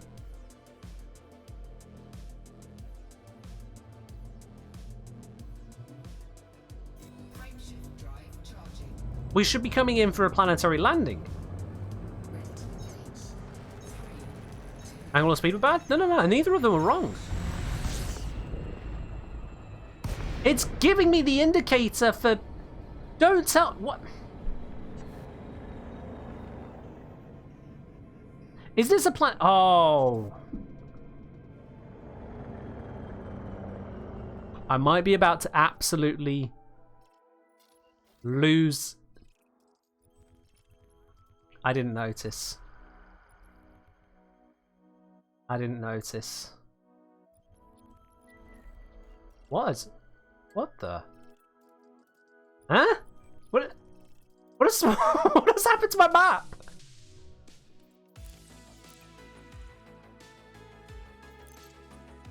What happened to my map?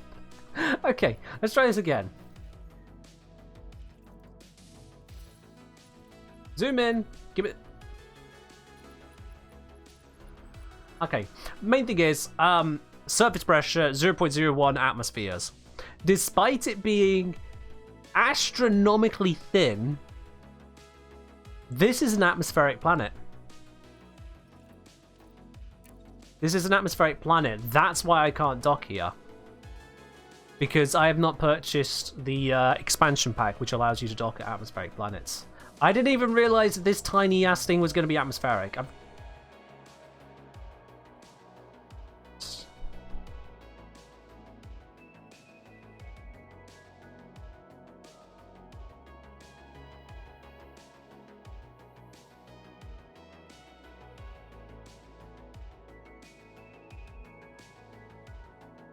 Give me a moment. I'm just gonna vibe with the music for a bit.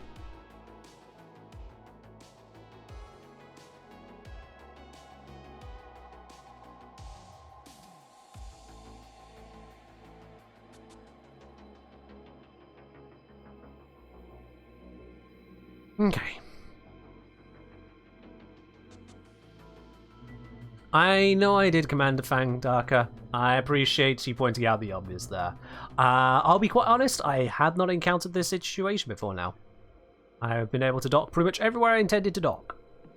However, this time it's like, oh yeah, no, you know how you can land at all kinds of ports which are marked as Odyssey only? You can still land there so long as you don't try to get out on foot.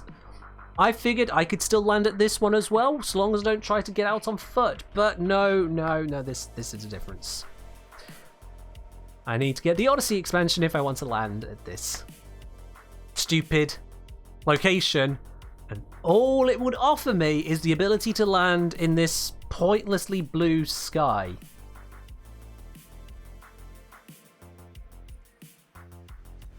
And from what I've seen of Odyssey, I don't want it because it's just going to offer me even less than I currently have. This is a planet which has 0.05 G. Its radius is 447 kilometers. Its Earth masses is 0.0003. Pluto is better. You know what? I actually want to compare. How many Earth masses is Pluto? Pluto has 0.0022. So Pluto is 7 times as massive as this rock. 7 times as massive and is nearly 3 times as wide. This is not a planet, this is not a moon. This is an asteroid with an identity crisis. This is not an atmosphere, this is it degassing.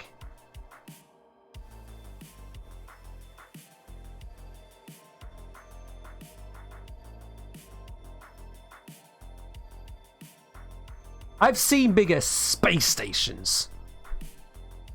Okay, maybe not that, but still.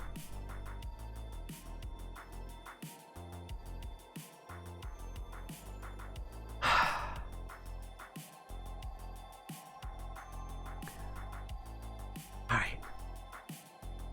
Dear EDDB, I apologize for my previous search for giving you insufficient information as to my requirements. As much as I put down include Odyssey, I was working under the erroneous assumption that I would still be able to land, even if I could not engage with the Odyssey.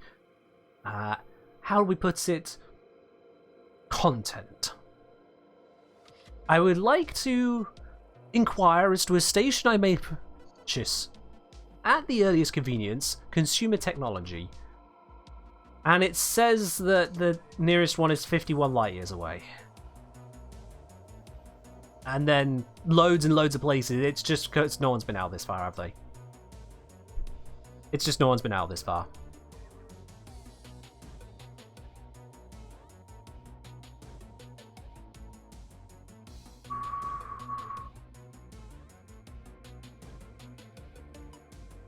You have 20-day-old data. You have 20-day-old data. How about 133 days? 133 days! Now, granted, as much as you are like, oh, 20-day-old data, that can't be anything useful. With a supply of 23,000 units of consumer technology, I highly doubt that Castleberg Orbital has changed its industry. Like, sorry, no. We no longer sell phones and tablets. We are actually exclusively exporters of algae poop. Somehow I doubt that's going to be the case. So yeah. Do I want to see a planet with the most ridiculous orbital eccentricity I've ever seen? I don't know if I'll even be able to see it, to be quite honest, Lord Darthan. Because of the way this game works, it's like, oh, sorry, you haven't been there physically yourself. So rather than creating a way for players to sell data to others, you just can't look at it.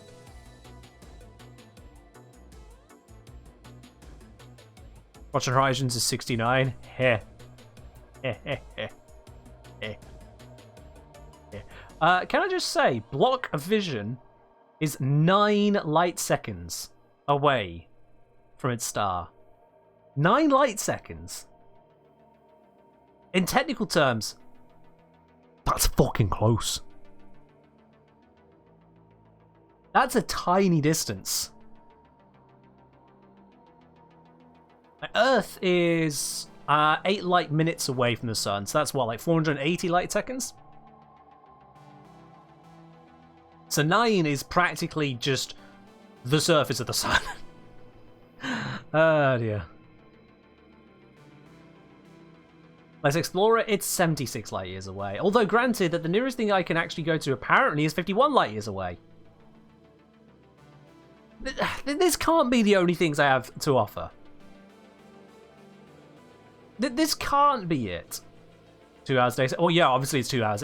9 light seconds. Everyone and their dog in the local area is going to that station. That is an easy access station. There's a brown dwarf. Let's have a look. Block vision.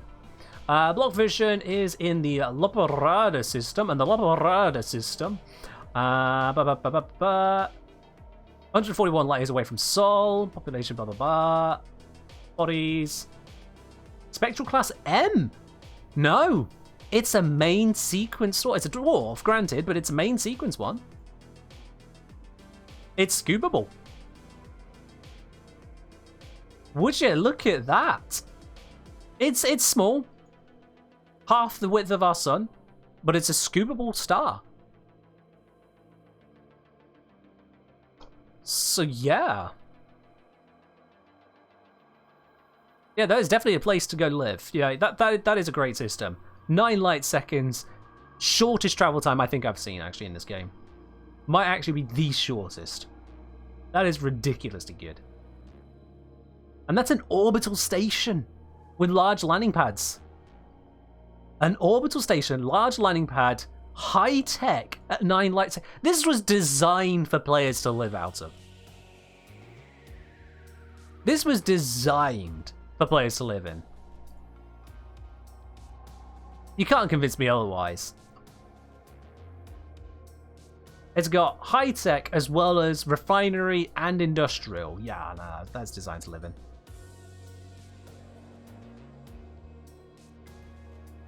Faction Elite Secret Service. Oh, is that a player faction?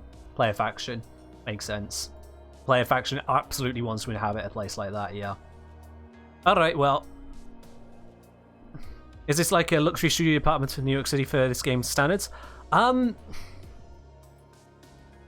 tech. What was the population on that one? Block vision, population. Population 12 million. So it's not overly abundant. This is like living in the city centre of a major city where everything is at your fingertips. You have public transport, which is on time and fully city funded. The malls are well stocked. You got rows of shops and services. Everything you could need is right there. And it is just a minute's walk from your door to whatever you're doing. That's what that is. The only downside to it is that apparently you are also living in the middle of the frickin' desert because it is that damn hot there. So wear sunscreen. But everything you need is in one location. Tourism even. They've got attractions. They have a decent police presence, but it's not overbearing. No permits required. So you've not got some major visa issues or what have you. Major reserves means that even the mining industry is doing well there. You've got resources aplenty. I call it a desert only for the heat. It's still got plenty of resources. This place is doing fine. You could live there and have a very happy life. Yeah, you could live there and have a very happy life. Population of 12 million, distributed across 3 orbitals, about a dozen planetaries, a handful of settlements and installations.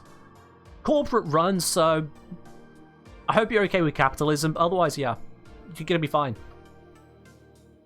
You gonna go there tomorrow? Go for it, Caster. Seems like an interesting place to base out of. You'll have to tell me if the actual outfitting's good as well, because that's the information I don't have here. What is the outfitting like? Let's have a look. Block vision. Does it say? Oh, it does actually say. Outfitting. You got. It sells an anaconda. Wait, is that, or is that just saying it sells the materials? Oh wait, no, it sells the armor. Never mind. Does it say ships anywhere on here?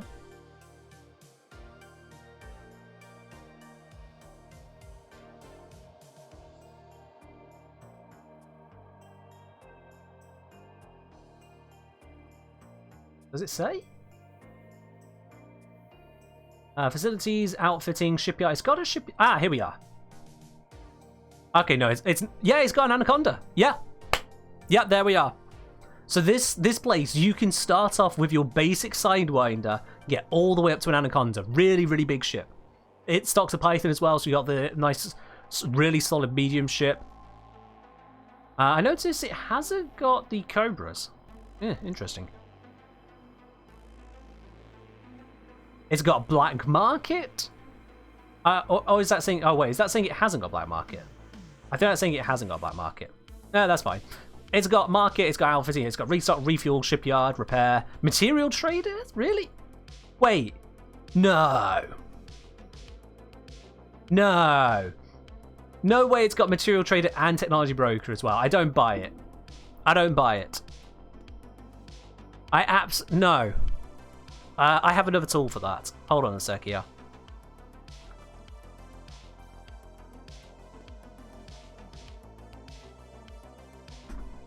Where's that other tool I had?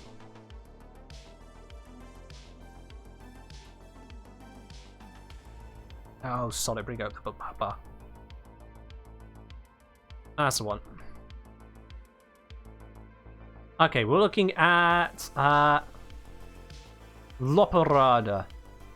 Chain search. We are looking for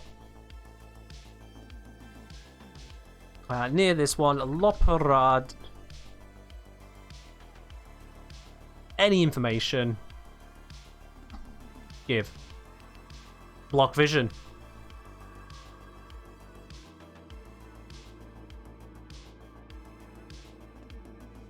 Has Guardian type facilities.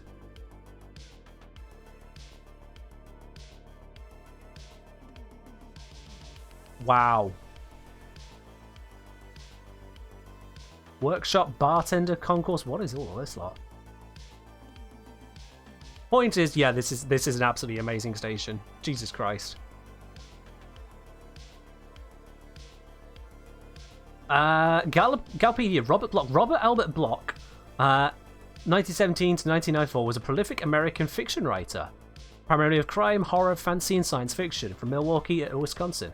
He is best known as the writer of Psycho, the basis for the film of the same name by Alfred Hitchcock. Oh, wow! He wrote that despite my ghoulish reputation, I really have the heart of a small boy.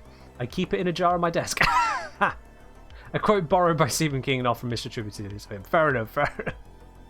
His fondness for a pun is evident in the titles of his story collections, such as Tales in a Jugular Vein, Such Stuff as Screams Are Made Of, and Out of the Mouths of Graves. I can see why he was regarded as a bit ghoulish. Okay. Block wrote hundreds of short stories and over 30 novels. He was one of the youngest members of the Lovecraft Circle.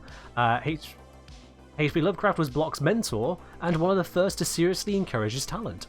However, while Block started his career by emulating Lovecraft and his brand of cosmic horror, he later specialized in crime and horror stories, dealing with a more psychological approach. I mean, that just adds to it. Block Vision, named after fiction writer that literally wrote Psycho.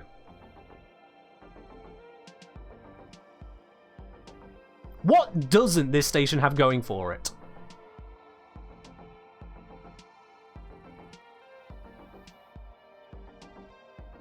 There you are then. Go ahead and enjoy that station. Block Vision, BLOCH in Loparada.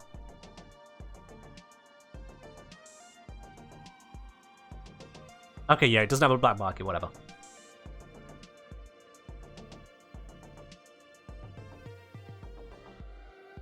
Go enjoy yourselves. It's even got a material trader encoded materials. What even? Did Elite add in an upgrade system at some point where you can just make a station better? Did I miss that? Great station as long as you love cannibalism? What? Huh?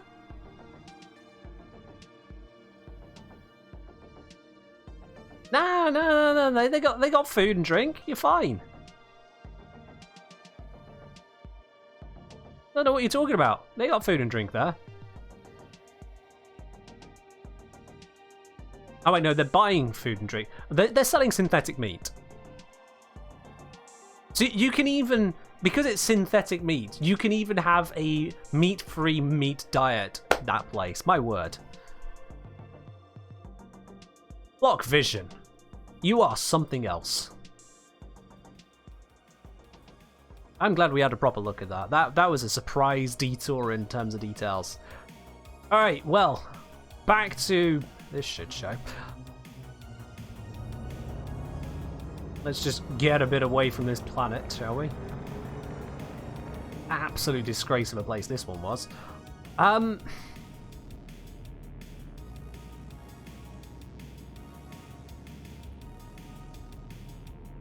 Right. So now I've got to try and figure out how I'm going to get the resources I'm looking for. I'm going to go to... Where is it? Point of interest. Where... Is it mirrors the... Ooh, I'm rotating. Is it mirrors the... Ah, there it is. Nav beacon wasn't showing. There we go.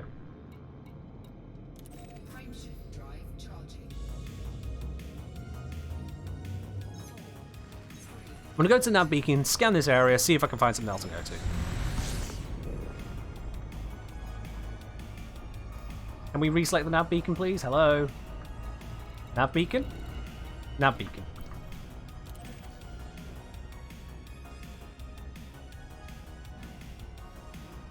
Alright. I'm just going to let it coast over to the Nav Beacon. That tiny-ass rock is just flying past us. We're good now.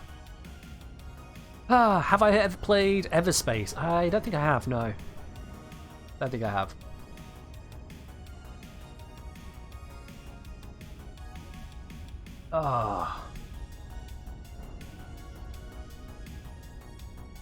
Yeah, I do think there's one thing that Elite has really dropped the ball on, is the ability for players to actually create something. Can that... Stop flicking. That'll do. No! Why? Why are we like this? Why? Where's the button? Where's the button? Where's the button? Where's the bloody button? I know you have one.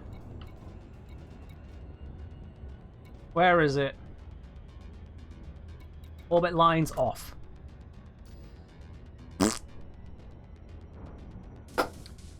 Okay. I know I could fly properly out of here and go to a high speed and get to Nav Beacon quickly. I'm not in the mood. With all the crap that I've got on today, I'm not in the mood.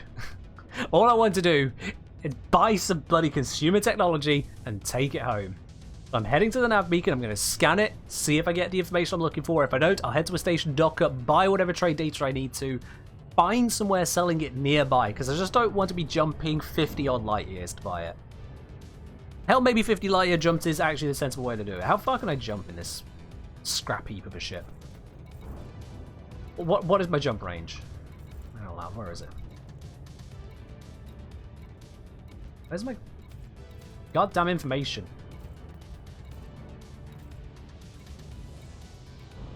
Here we go. Okay, jump range. I can get about 18 light years, so it would still take me probably 5 jumps. Because it's never in a straight line. So it'd probably take me about 5 jumps to get there. I don't want to do it. If I have to do like a 10-12 jump round trip just to get some bloody iPhones, it's not worth it. Ever space you go to spaceship game? Fair do. Fancy arcade style dogfights with spaceships? That one's a treat. Maybe not. Maybe not. I've lost line of sight to the target. Why have I lost line of sight? Oh, bloody sun. Hold on. Let's get around the start. Let's bring us right the way around. I don't want to get slowed down and cooked.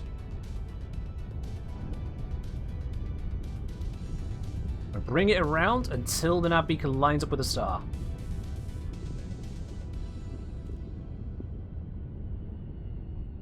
Here we go, here we go, here we go, here we go. Turn. Ah, a little bit too early. I'll be fine. Let's come in at this angle. This angle should be fine. Ship doesn't have sunglasses. What happened? Nah, we're fine. It just needed to inform me, hey, yo, I know you want to go in a straight line, but there's kind of a star in the way, so controller's yours now. Deal with the bitch. Oh, okay. Alright.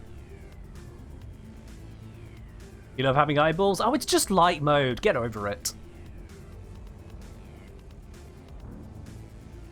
Yeah, how's that? Is that better?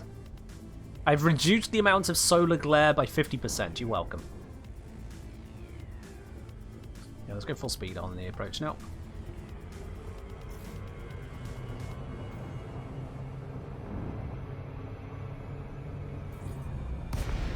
Ta-da! Bring us to a halt, search for contacts, look for the navigation beacon, scan the beacon. We'll get the information about the local area.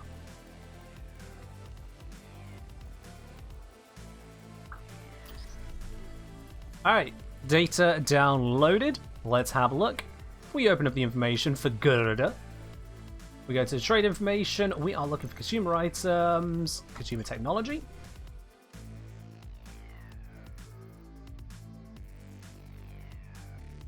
Excuse me. If we... consumer items, consumer technology, export prices...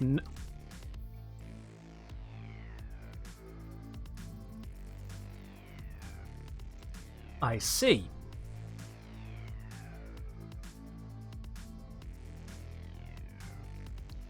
What about the other thing I came out here for? That was industrial materials, superconductors. No.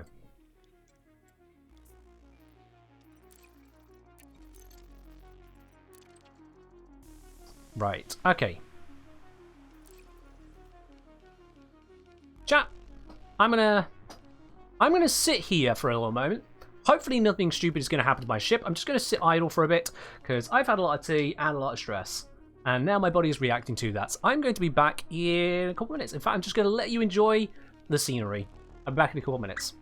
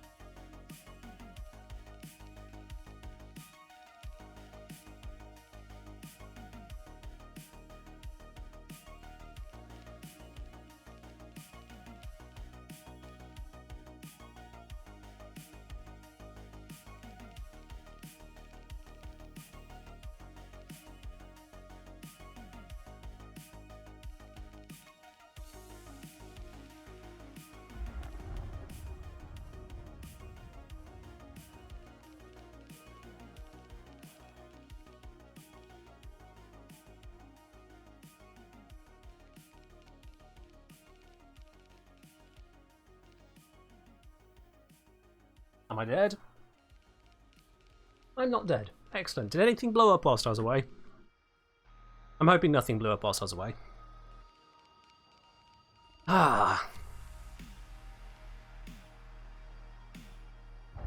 There are people? Yeah, there are people. This is navigation beacon. Of course there's people here. This is a place where traders come to find out, can they actually trade here? It's where pirates come to catch the traders. And it's where vigilantes come to catch the pirates. But I knew I was safe because my cargo is 7 limpets. So I'm fine. Alright. Hope you have something good in your hold. Waste effort, there's no cargo here. Says incognito. I got scanned by incognito. Are you... Nah, I don't. Whatever. Right. Navigation. Let's turn off all the stupid settlements. No one cares about those anymore. And let's turn off the points of interest. We have Young Terminal, 796 light seconds away. They are a refinery. And we got this one, which is refinery. They're both so. Let's go to this one then. Because I have a new plan as to how I'm going to find what I need to find. I have a new plan as to how I'm going to do this. So what I'm going to do, I'm going to head on over to the terminal here. Young Terminal. And because it is a space terminal, I know for a fact I can dock. If we bring up the information here, you can see, yep, has appropriate landing pads. They're also friendly with me for some reason.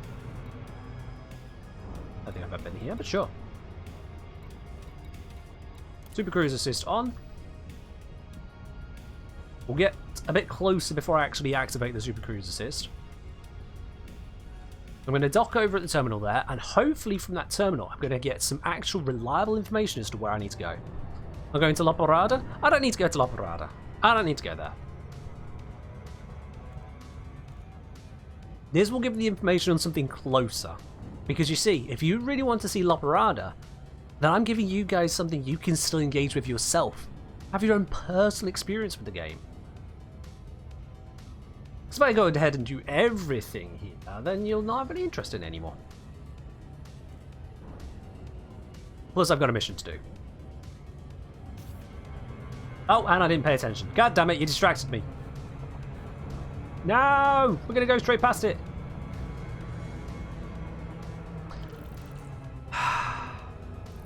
Fangdarker, I blame you for this.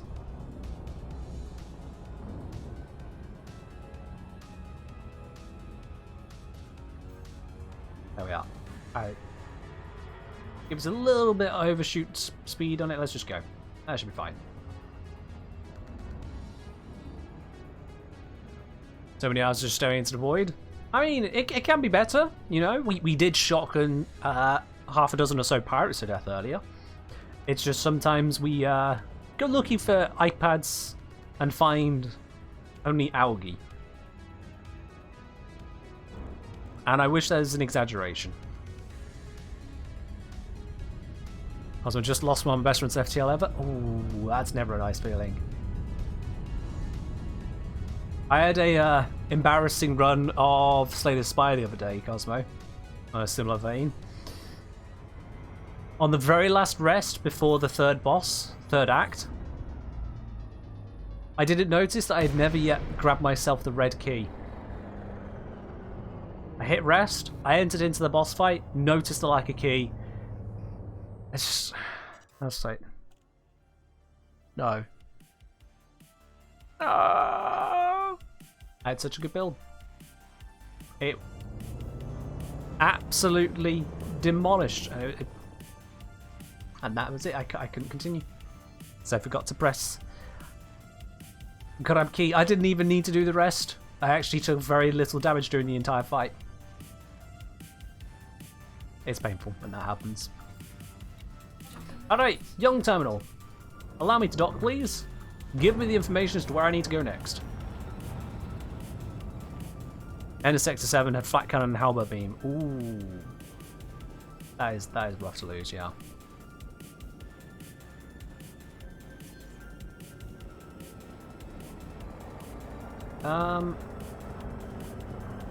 They did say I could dock, right?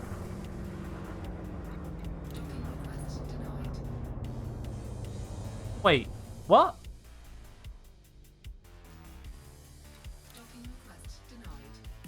What?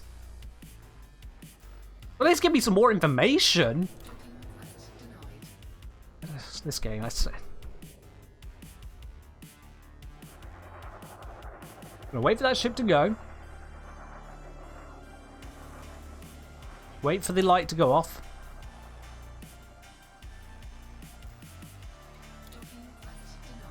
Why denied? In what unit?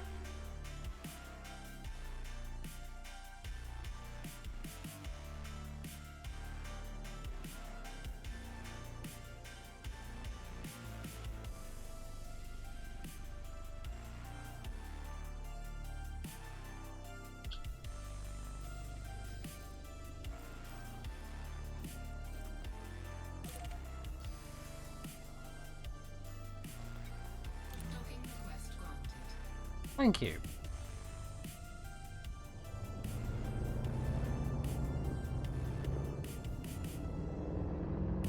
And of course it's going to be on the other side of this bloody brick, isn't it?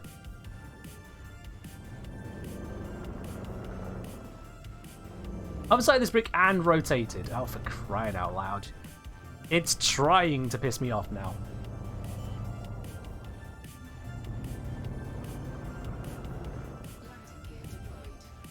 There wasn't even a player here. I was blocked by an NPC.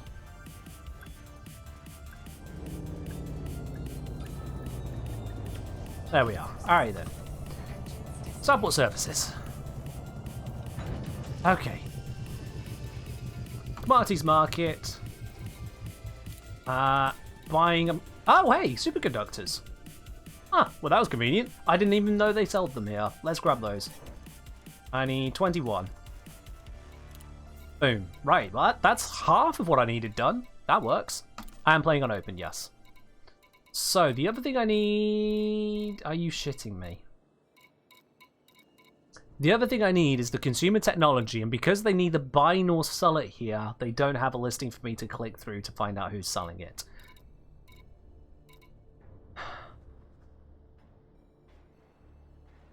Oh, that's what that symbol meant they were thinking about earlier. It's the compare symbol. Okay. Cool.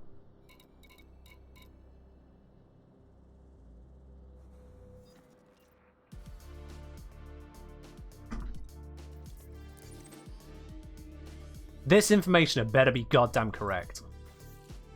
How many jumps? 5 jumps. Yeah, I told you it was going to be 5 jumps to get there. This information had better be correct. Or I'm going to be livid. Seriously though, why is it so difficult for this goddamn game to just give me it? Just let me know where I can go. How difficult is that? But the information is just not there. Eddie wanting us to switch to... Yeah, oh dear. That wasn't what I intended to do, but there you are. You just got the EDB up again. Now we go from EDB to EDM. There we are.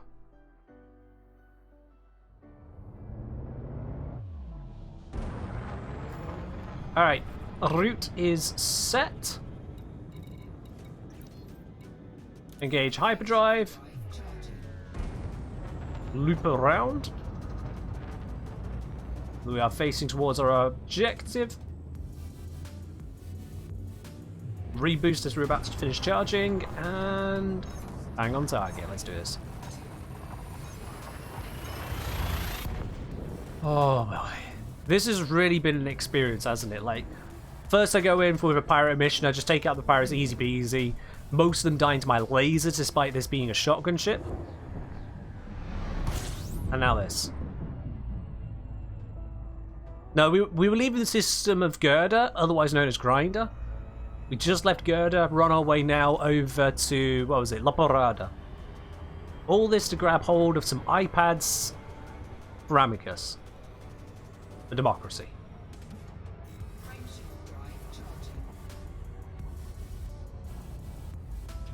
Yeah, Fangdark, I know, I'm being a little bit facetious, but it's more the point that there's supposed to be, right back at the start of this whole ordeal, one jump, to a place that the game itself said to me I could purchase what I needed to purchase. But when I got there, the game said, oh, sorry, by the way, this settlement only has a single small pad, you can't dock here. Which is absolute horse crap. At no point on my approach, at no point when I was looking for the information, when I was beginning my journey, when I arrived there, at no point did the game say, oh, by the way, you can't actually do this. It just went, yeah, sure, whatever. Even when I used the filter to hide ports that did not have a suitable pad, it did not hide ports without a suitable pad.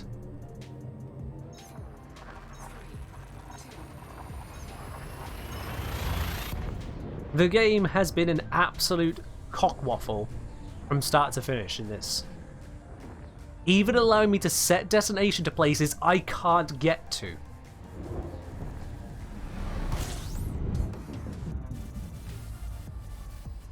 So you can understand my frustration at now having to jump 70 light years out of my way, away from where I have based and called home, to get some basic ass commodities that are on sale locally.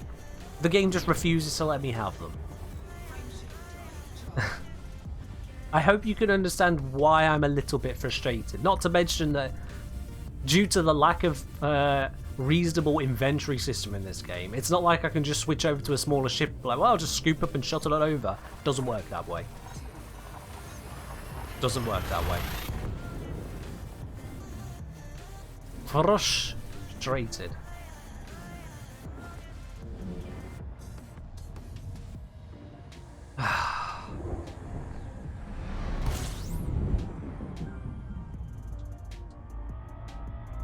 But hey, we have fancy stars of slightly different colours and bit of EDM in the background. Good old Kengineer Rage. You don't get it on videos, you only get to enjoy it on streams.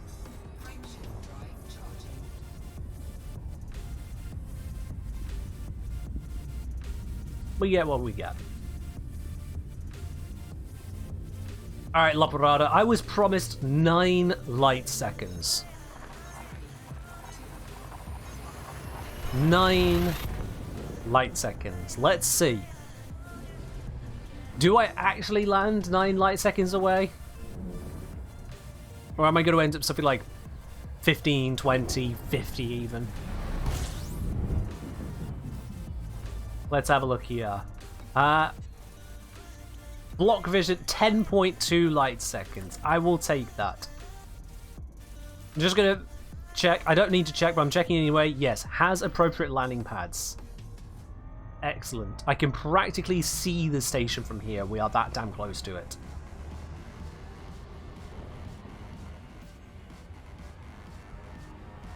Why did it move away? Because it's in orbit around the star and we come in at different angles from the star to do other people.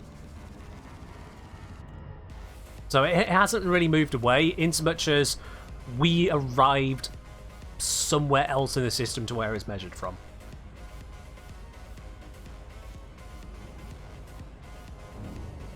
Like, the star is right behind us. This thing is absolutely glowing as we come in on our approach.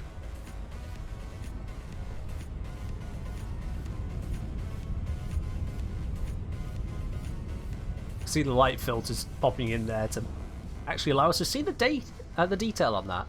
That is an interestingly coloured rock right there.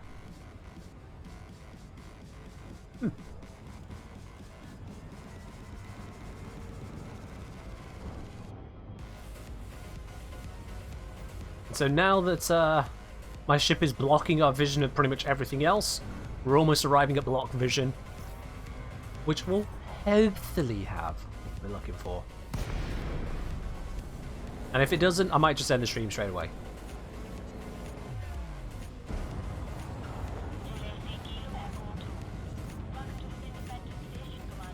Okay, block vision.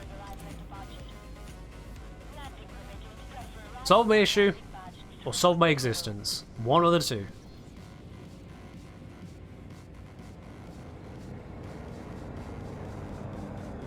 I'm not even going to risk speeding, because you know Sod's Law, a ship will just pop in front of me, I'll get fined, shot, and blown up. I'm not even risking it. I'm going to gently drift my way in here. After all this. All this! I'm going to drift it. Oh my, wow, that was a sudden colour change there. Woo! Okay, this is a bright ass station. Crikey. I am not used to such harsh blues and reds in my stations. Red landing colours. What is this? Why is it all so shiny? Seriously, did I miss an update to stations in this game? My home base looks nothing like this. Oh. I misjudged that.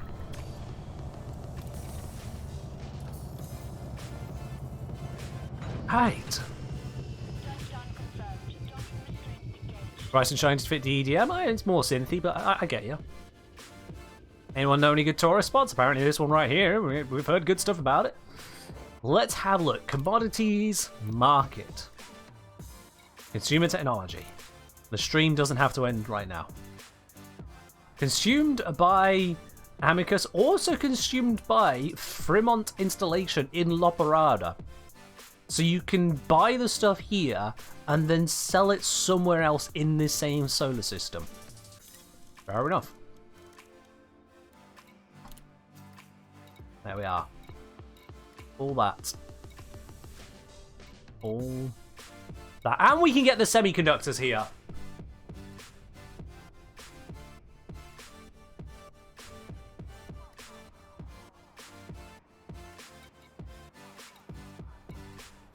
I only needed 30, and we've had to come to a place that stocks 29,000 of it. Predator Queen, cheers. Also, Predator Queen, I hope you give thanks to Athalia. Athalia gifted you a sub earlier today. Is that an evacuation shelter? Yeah, evacuation shelter. A lightweight, robust unit that could be deployed to provide shelter, basic food, and air for up to a month in the event of structural failure or meteor impacts on habited builds. They are also used by survey teams on long expeditions. So basically, it's home in a box. Awesome, Predator Queen, awesome. Just making sure on that, it's across my mind.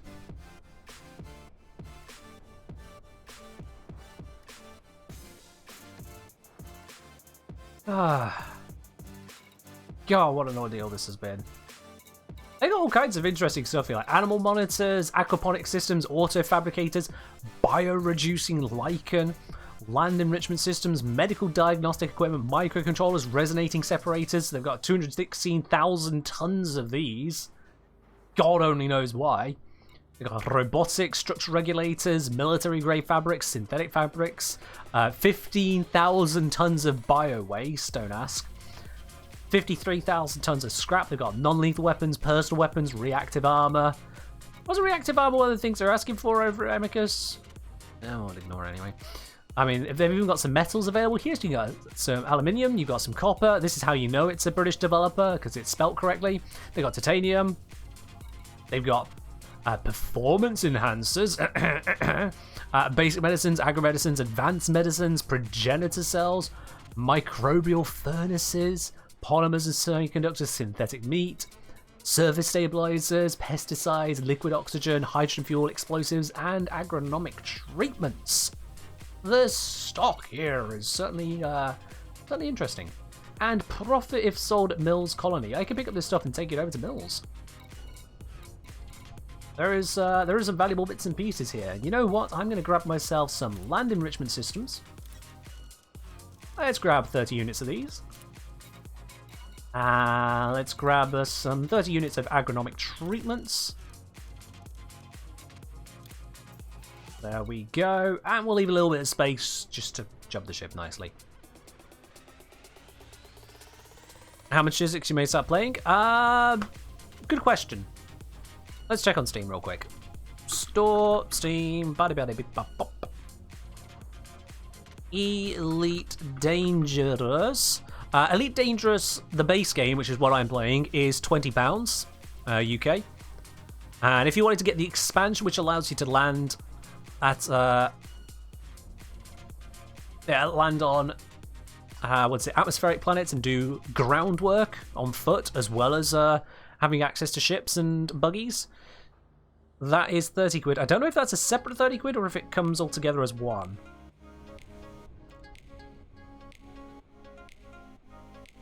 Do you have to buy the DLC separately, or can you buy it all in one go? I think I don't know. Odyssey, I think it's a separate 30 quid, isn't it? Right, so it's 20 quid for the base game, 50 quid if you want the whole lot. Yeah, 50 quid if you want to land at Garg. And yeah, whilst it is on console, don't do it on console. Just don't. Just don't. And his brother only says, check your Epic account, yeah, because you might have it there if you have an Epic account. Right then, well, that has certainly been a little bit of an experience to get here. I mean, they've got the commodities, we go into the contacts. Yep, they've got technology broker and a material trader. Like, wow. There's material trader. This gives you access to encoded materials, so you can do all this trading stuff, which is great for engineering. In fact, it's necessary for engineering. Let's be realistic. Absolutely bloody necessary for it. So having... Oop, wrong button. So you got this. You got the technology broker here.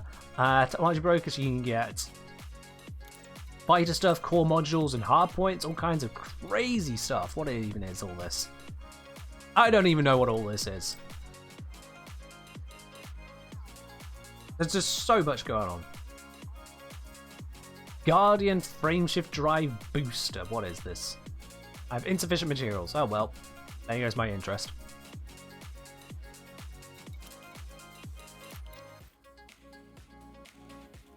Oh yeah.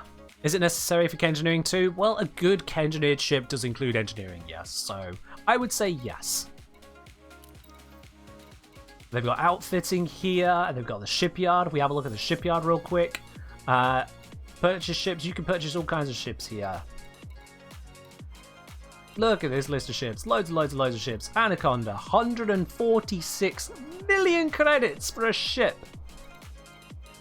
They don't have these ones though, so you can't get hold of Cobras, Vultures. There are various ships not available here. They do have more than the basics. They do have more than basics.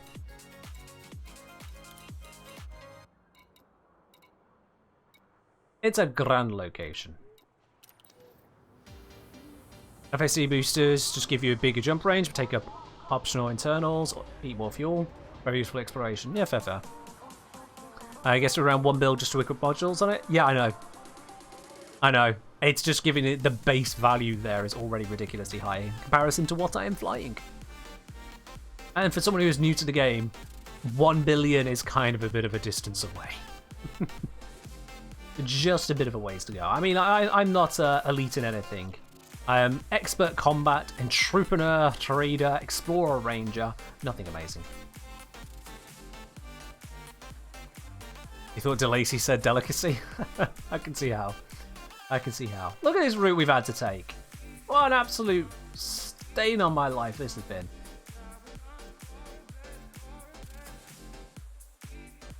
Alright. Can we just... Why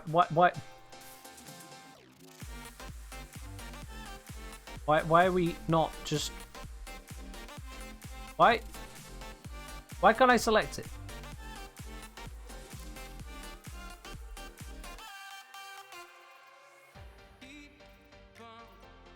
Wait. Amicus, hold plot route. There we go. I found a way to make it work. Don't know why it wanted to argue about selecting that, but we made it work. 7 jumps home. Alright, all aboard. Ship is departing. Ship is departing. Those of you who have been enjoying the station, grabbing burgers and other stuff, make sure you are reboard. We are heading out in the next few seconds. I think that's enough warning. Let's go. If you got left behind, you'll have to grab your shelter shuttle.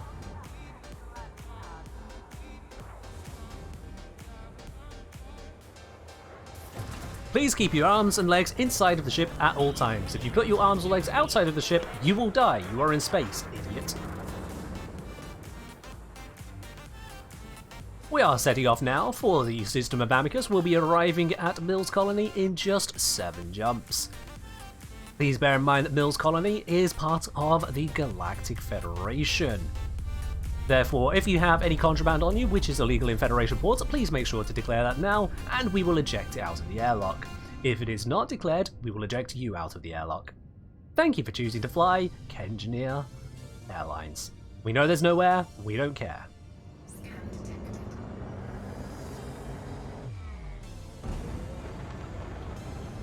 Alrighty. Get a little bit away from the station, drop the mass lock. Any second now. I see that ship tailing me.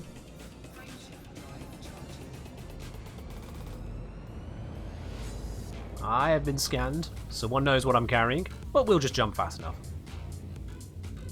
Are slaves legal in certain Federation spots? They are not legal at the port where we live, no. Please do not bring slaves. How does this game handle crew? According to ED Wiki, the ship can have 3 to 4 crew, but there only seems to be a player on themselves in the ship. So you can solo pilot ships, you can also have fighters. So you can see I've got no fighter bay on the ship. Some ships get fighters, and so you can have crew operating said fighters. You can also have player crew. They can operate the fighters, they can also operate your turrets. So the 2 laser beams on my ship are turreted, which means that they can aim anywhere around the ship rather than just in front. And so if there was a player on my ship, taking up that seat right there in fact, they could control those turrets and aim the lasers manually to make them even more effective. Whilst you have player crew, they also give you 1 additional pips. You see in the bottom right, I've got this thing down here. So a player crew would give me 1 additional pip to further power up one of those systems. There are probably other things they do that I'm just not familiar with because it's been years, but yeah.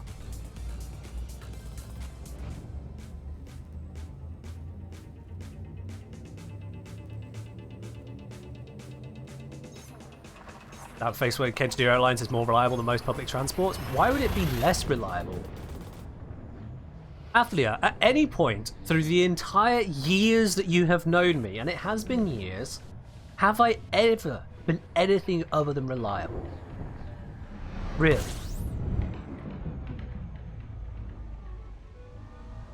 My streams are more on time than bloody Japanese trains, and that is saying something.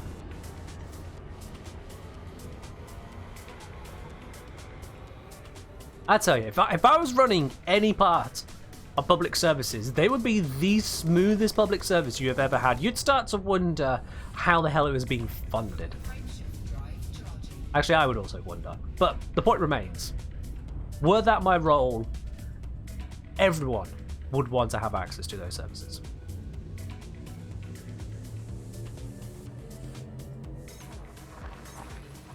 Brother Only saying this co-op play in the form of multiple players per ship and in the form of each player pilot's ship. Correct, Brother Only, yes.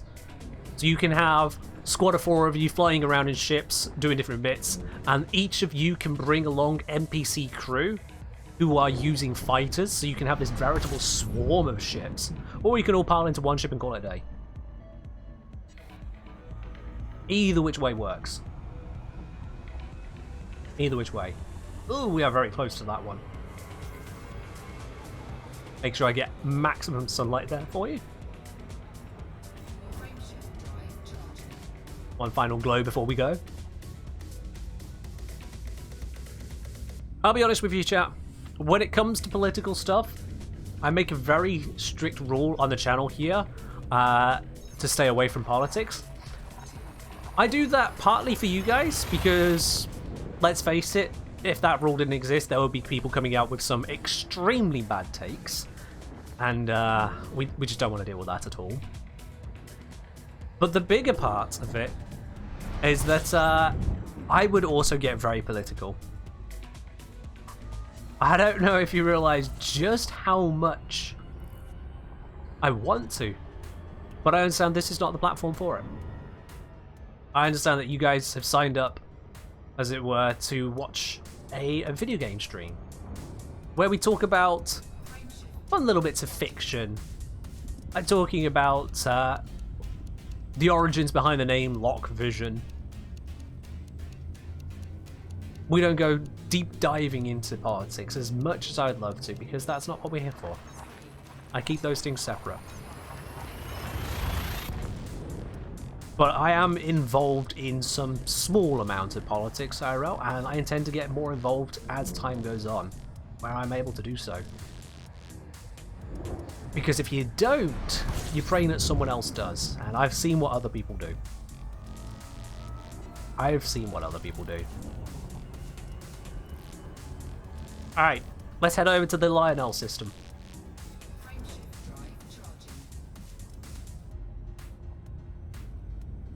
Engineer Airlines, the best way to get your space vitamin? Absolutely. Giving you the D all year long. Wait, hang let's just jump ahead, shall we? Nothing beats a quad anaconda jump to a combat zone. I mean, that's a show of force right there, Realcaster. Yeah, that is a show of force. You load in, the four of you there together, and everyone loads up their plasma accelerators. I think that's the meta, and then you just... Doesn't matter what you hit, it died. Oh, that's bright. That is bright. Oh, you would not go to sleep playing this game, would you? You drift for a bit, and then all of a sudden, boom, right in your face. First grinder, now this. Yes. Are you surprised, Caster?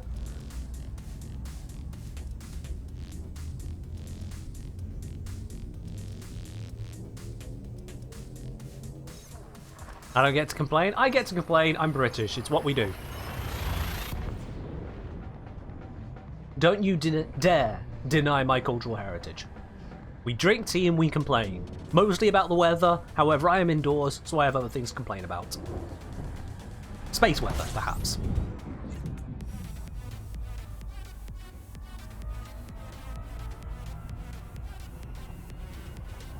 Oh, I see, I see. I see, Ladybug. Well, fair enough. I shall complain more. When we run out of things to complain about, we complain about that. Oh, we run out of things to complain about? Cosmo, I don't know what world you're living in, but I am far from out of things to complain about. Very, very far.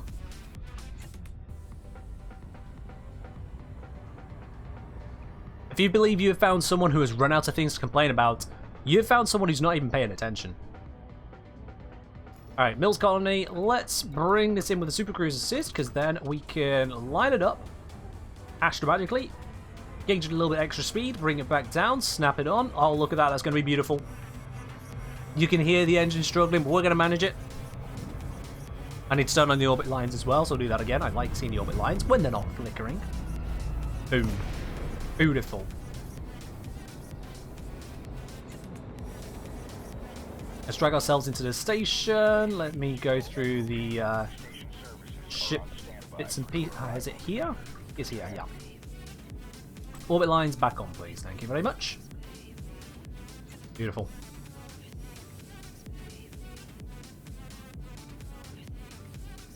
As they say, I once floated about 3 AM playing this, so it was a good idea to jump my entire room lit up like a flashbang. Yeah, that'll do it to you. That'll do it. Playing about burgers on that last station. Hey, you're the one that got yourself the burger from the high-tech synthetic meat place, okay? Look, if you're going to go for the cheapest one, you're going to get the cheapest synthetic meats. Land flight assist off. If you tip the stream 50,000 bits right now, I'll do it. Otherwise, no. 50,000 bits, I'll land flight assist off. Otherwise, not on your life.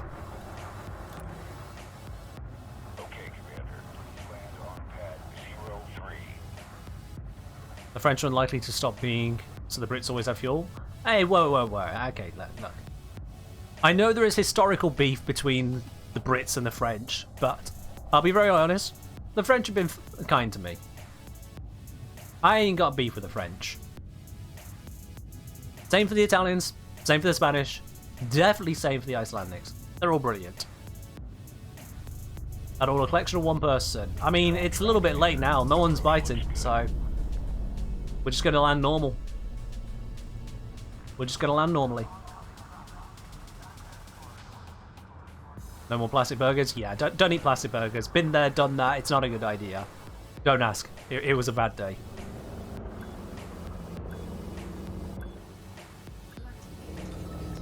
Ooh, slightly overshot. Never mind.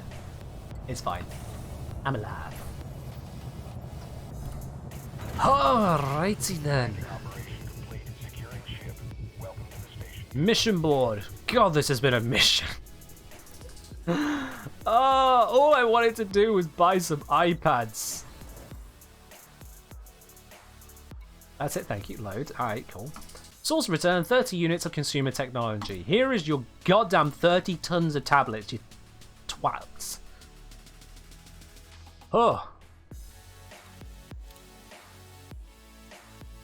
I don't want to take the extra money, but no, we did this for the influence. No point going through all of that and then just taking a few credits, alright? We want the impact. That's what we did this for, the impact.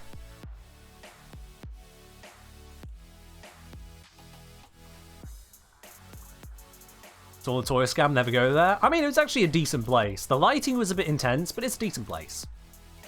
Good facilities. We got everything we needed. And more.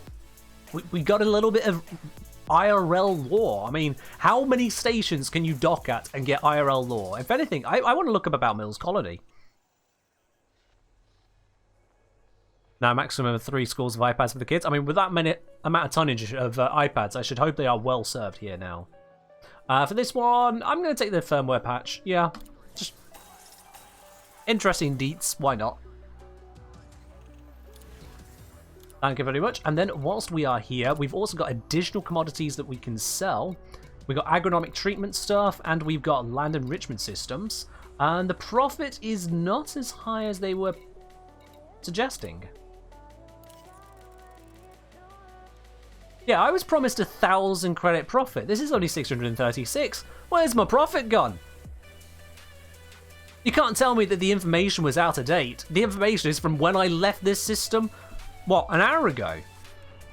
Or has it been longer? I'm not sure. Point is, there's not been time for it to change. Why is the profit 40% down? You absolute cockwaffles. Ay, ay, ay, ay, ay, ay, ay, ay. Alright, I'm just going to check in case there is a mission to bring this exact material here. Clothing. Agronomic treatment! There is! There's actually a mission to bring agronomic treatment to this place. 24 units. Please tell me I bought 24. Please tell me. 30. Ha ha ha ha! Oh, after all that, something has finally gone right. Finally. And we can get biotech conductors as a reward. Grade 5 rarity. Yes. After all that, chat, it finally came together. Love it when an impulse purchase comes together. I mean, this wasn't an impulse purchase. I knew Mills Colony would buy it. I just didn't expect them to buy it with interest. Boom. There we go. Alright then. An extra pip of influence. I don't know if there is actually 1 pip or half a pip or 1.5 pips, but it shows a pip of influence for whatever that does. A pip of reputation. The credits back on what we spent and more. And also we get the materials. And the rest of it I will just sell normally. Don't need to do anything crazy with that lot. That lot can just sell. Boom, boom. It's an easy 2 biotech conductors. Absolutely, yeah. 2 grade 5 materials just like that is brilliant. Did you see T? You did see T, yes. Come on, like I said, this was made in the UK, this game, so of course T is a major product. What's happening? You just joined? So what happened? Let me run you through this, Giant Bagel. I don't normally do this, but you caught me at a good point. Let me run you through what's happened.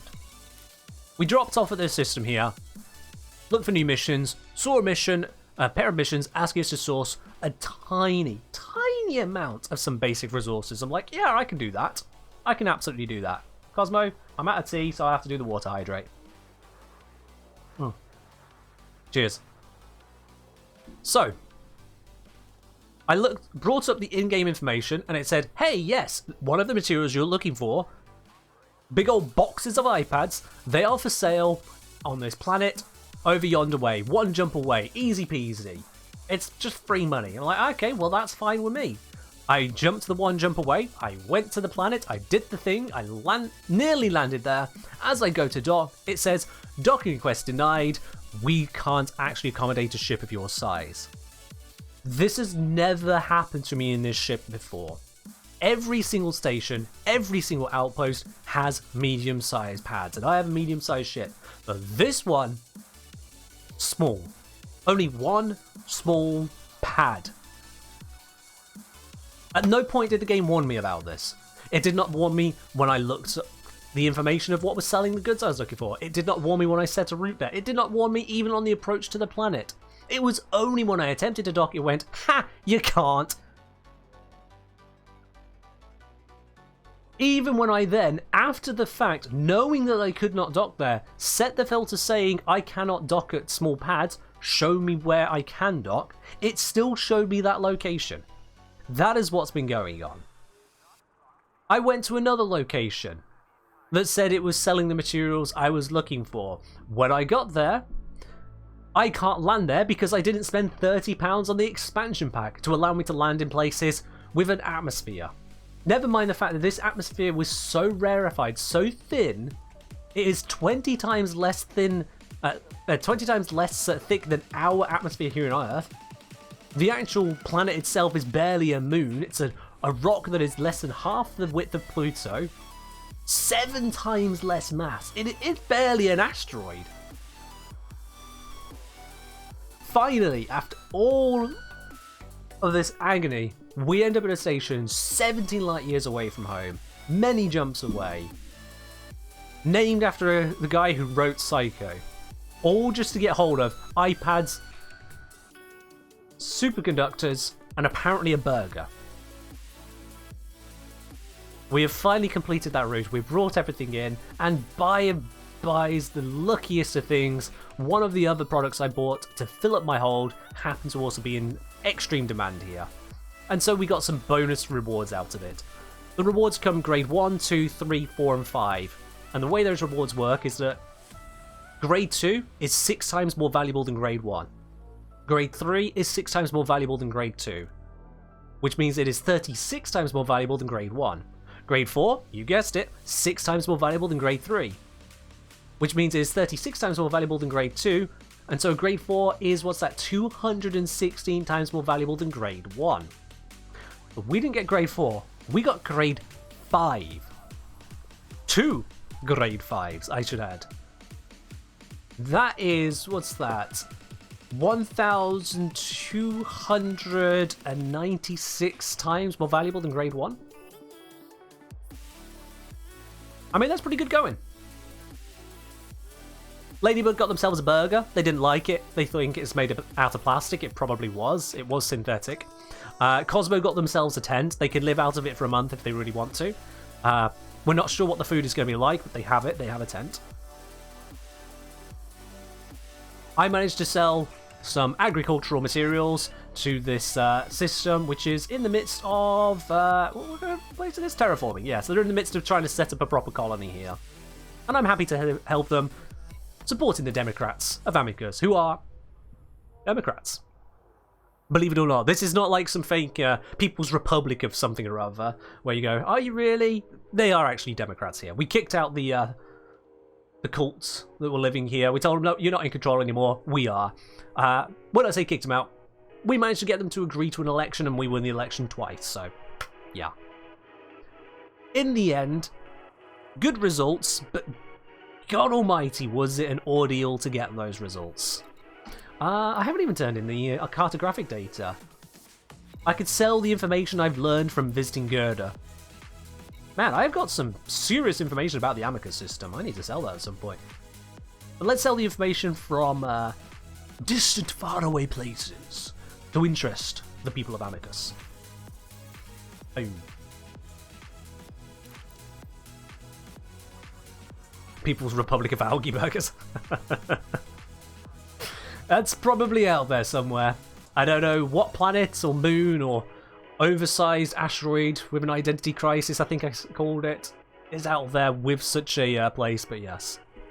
You heard Amicus as Among Us for some reason? Oh god, oh no, no! No! What have you done?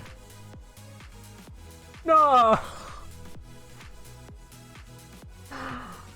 Oh, I live in the Among Us sector.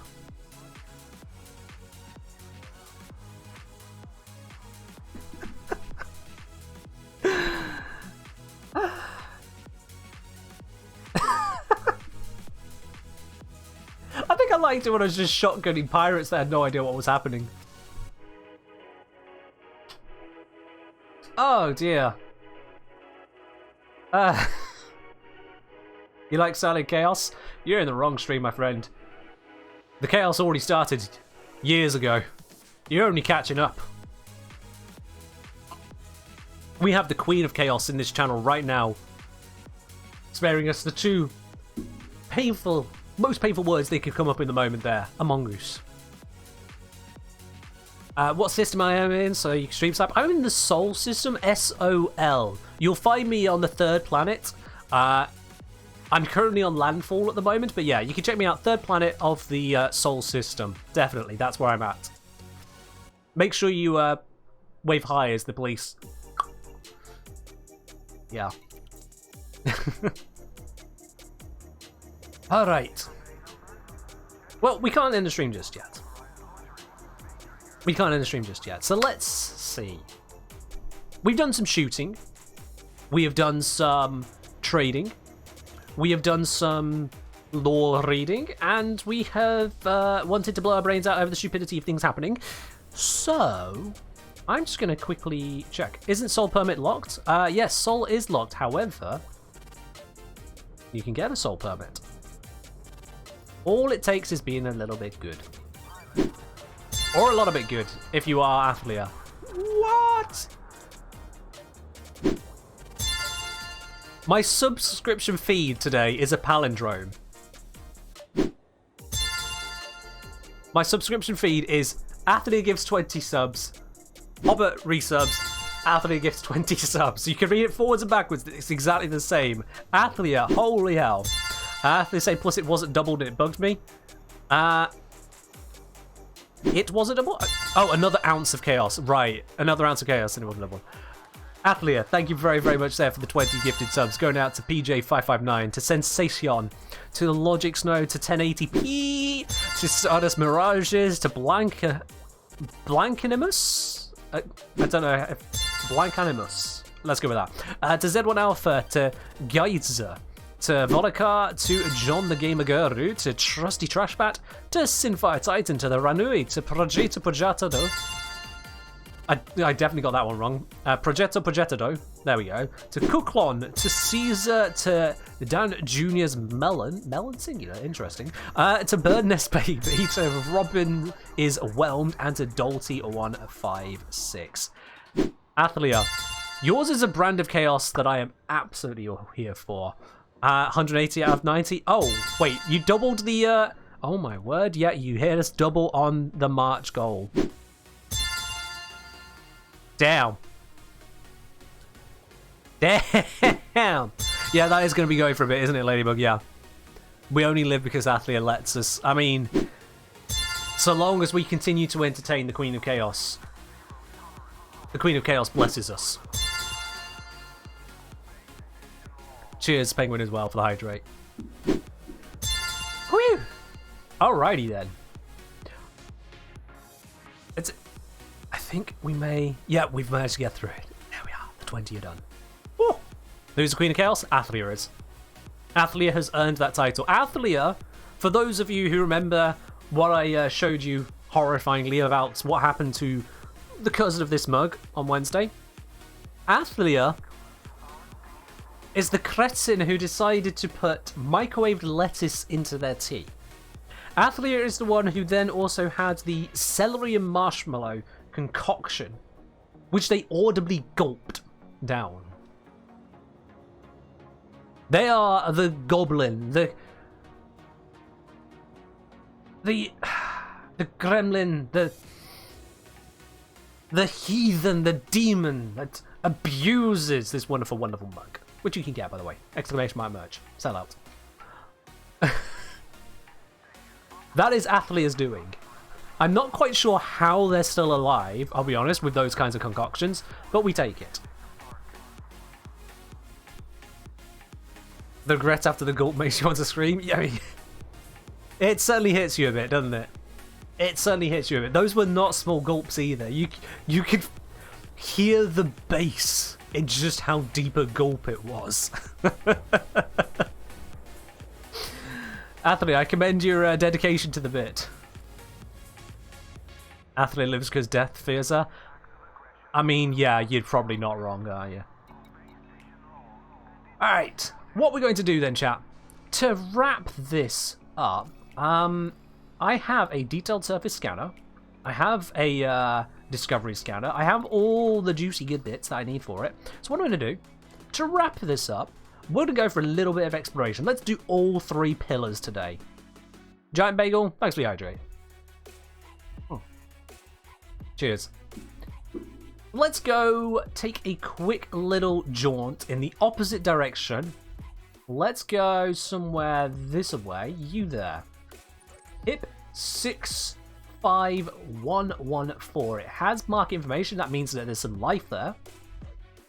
And it is 35 light years away, which means it is outside of the minimum radius for saleable data. So. Oh, excuse me. Goodness gracious. Oh, I've had a lot to drink and a lot to eat. I started the stream positively stuffed. Always a nice feeling.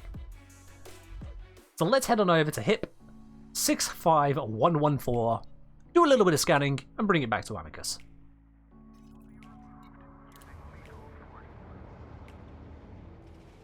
Don't think you've ever done exploring this game? It's fun, it's chill. And if you go far enough out, you can find something that no one else has ever seen before. True facts. Are there any raffles in this stream? Nah, we don't do raffles on the Friday streams. There are only raffles on Warframe streams. I know that means that we have far fewer people in here when we have these streams, but it... Oh, God. Thought they were coming in towards me. Yeah, I know we have fewer people in here, but it means that every single one of you wants to be here for certain. That's better for me. Friday streams chill? With a certain definition of chill. I know I am not a chill person. I might be sensible. I might be practical. Chill, I don't quite manage, do I? We'll be real about that. I don't manage chill. The tomfoolery happens on Fridays. The tomfoolery happens if the day ends at a Y. Often chill, sometimes chilling.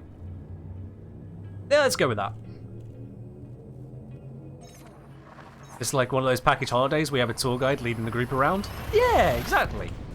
I lead you around the inner workings of my insanity. It's brilliant. You get to explore games without necessarily having to purchase them up front. You get to see try before you buy kind of style. I get to unleash all the pent-up chaos from researching the shenanigans that is Warframe, because Jesus Christ, what is going on even in that game half the time. All of us win. All of us win.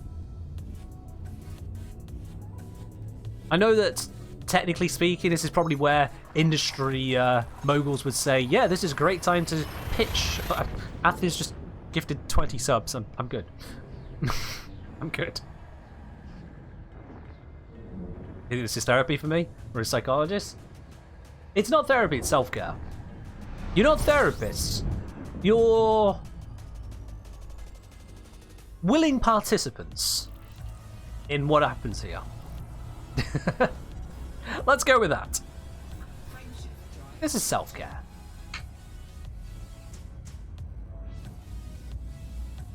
But in truth, it's where you get to really connect with the man behind the math and the magic, as it were. To see what actually goes on. How do I get to where I am?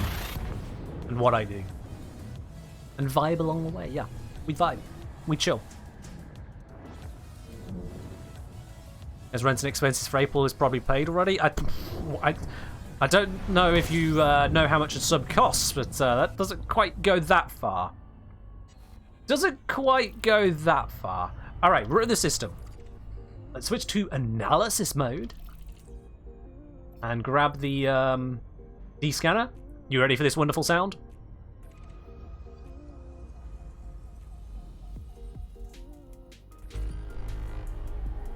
Alright then, cool. We honked. We honked. What was the key combo? Jugger. I've forgotten the key combo. Was it? Aha!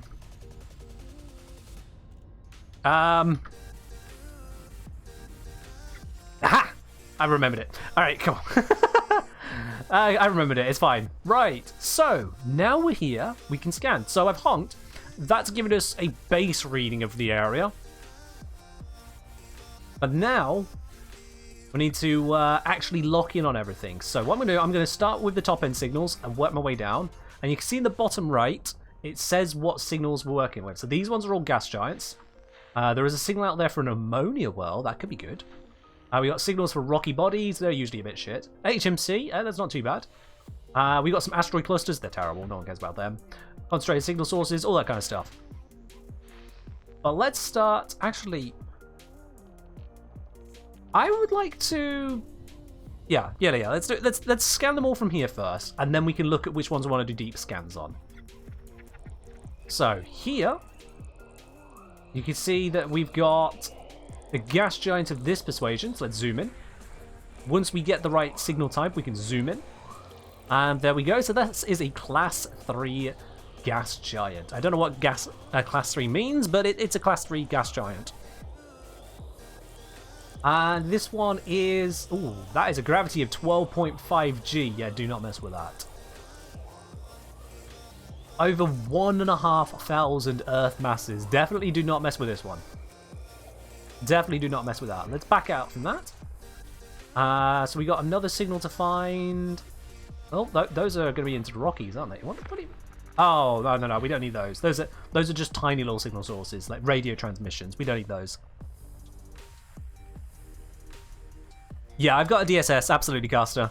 I made sure I came properly equipped. DSS, I believe it is an enhanced DSS as well.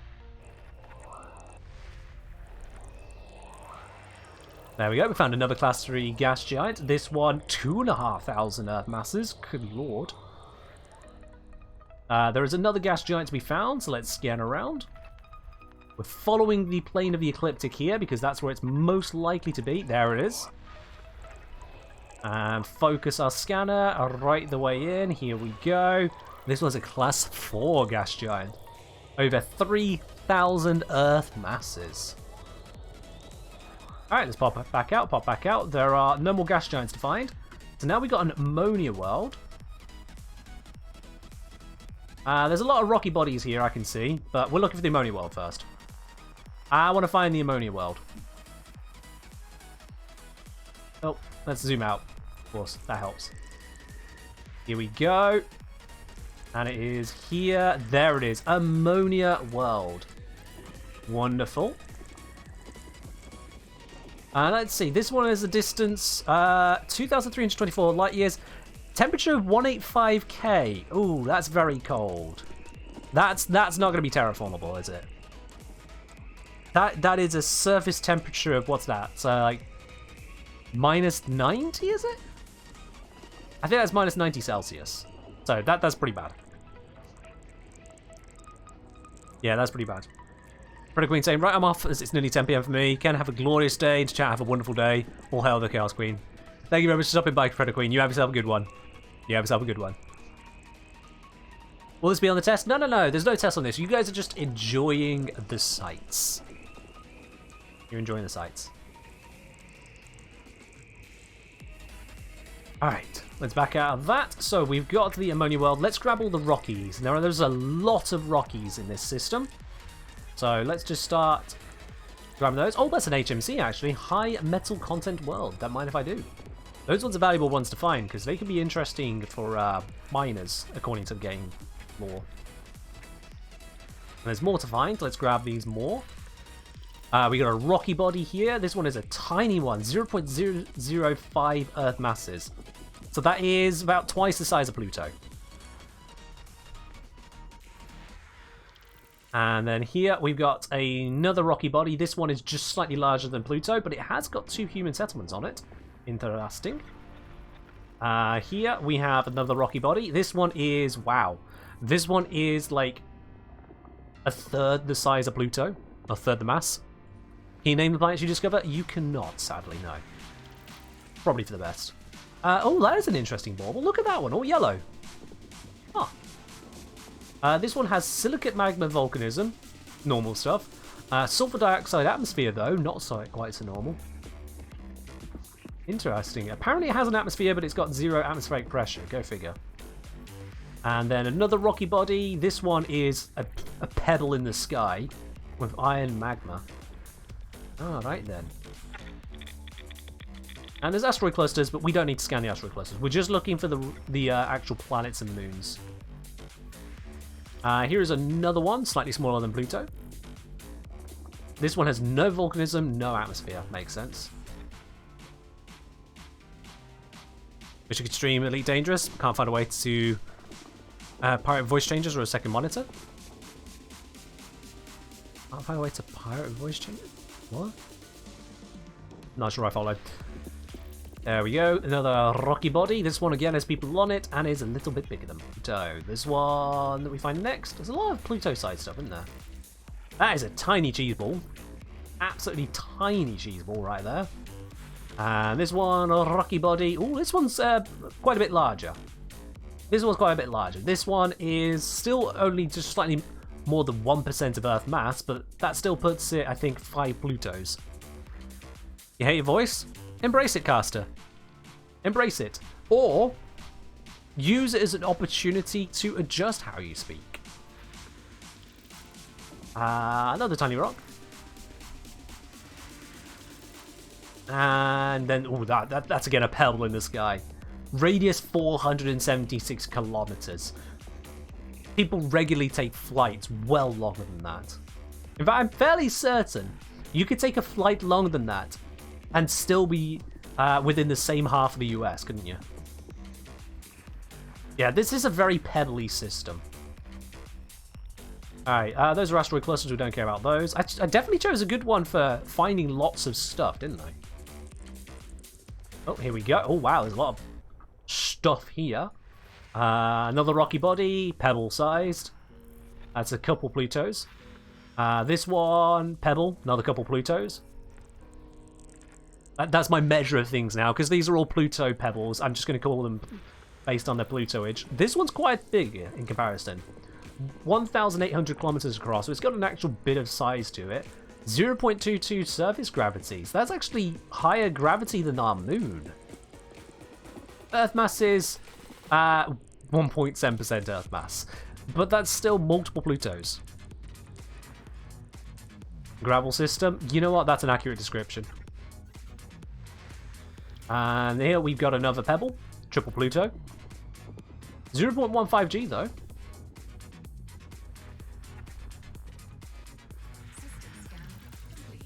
And as it informs us there, as we find probably the largest rock we've found in here so far, at nearly 3% Earth mass. This is substantially larger than Pluto.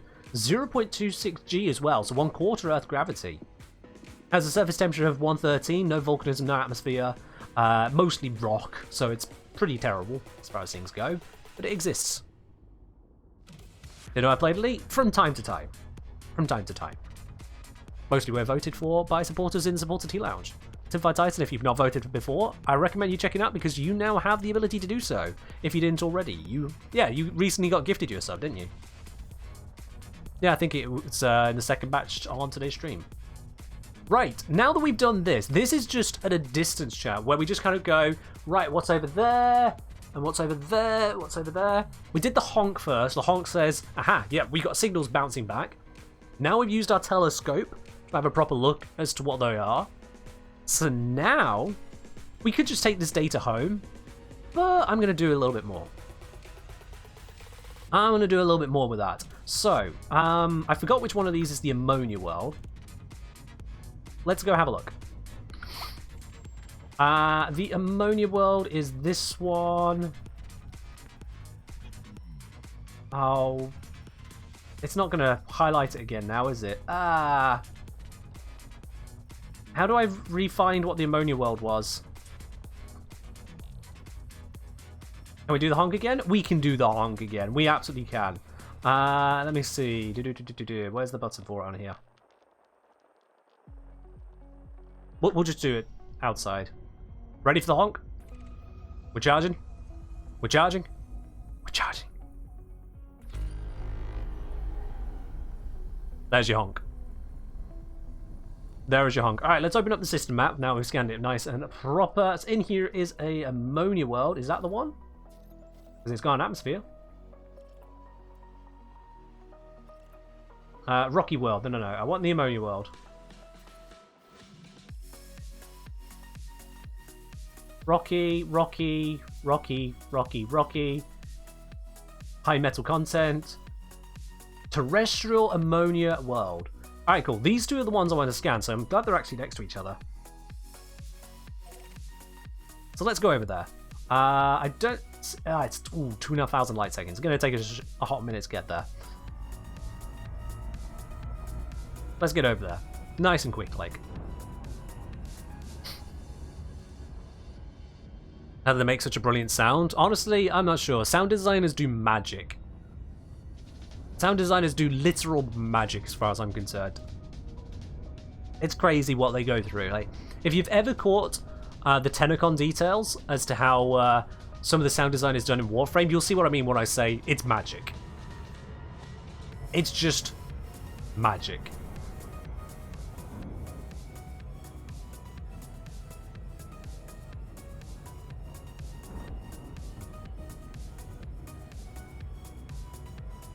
Alright, so you can see it's a bit of a distance over to this planet. It's going to take us a short moment to get over there, but we'll head on over, and then I'll show you the third stage of scanning. The first is the honk.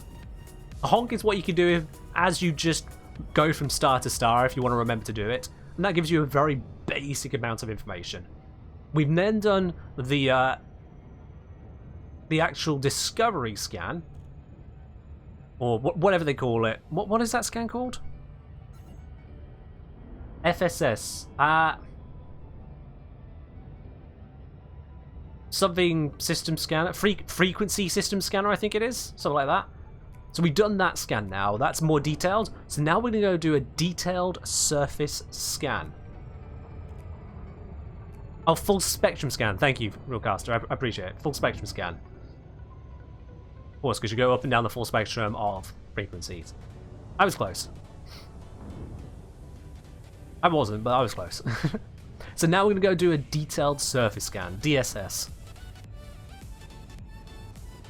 As I say, I'm still over the Brussels sprouts used for some of the infested noises. Yeah. It be like that. I meddled around with a sound file the other day. Someone posted of a door making quite a load of noise. I was like, I can do something with this. A little bit of meddling later, and it sounded like one of the tripods out of War of the Worlds. So there you go. Sound design is magic. I didn't even do much with that. I just fiddled. Okay, Surface scanner is still reporting as out of range, so we're going to have to get quite close to this. That's the real big downside of surface scanners. It really demands you get close. Look how close we are to this. It's like we're trying to land on it. I can't do that.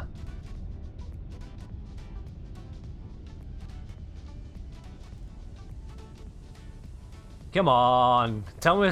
Oh, too fast. Too fast. Ah, there we are. We're in range now. We're in range. Excellent. So, this is the way we surface scan. What we have here is the ability to fire off scanning probes. We've got an unlimited amount of probes. However, you can see in the bottom right, it has an efficiency target of 9 probes for this particular body. So we want to try and get the data in as few probes as possible, scanning pretty much the entirety of this rock. So, I can, yep, we look at front and back view. As soon as I put something on, it'll actually do something now. So, having a look at this rock here, let's just fire our first one, dead on.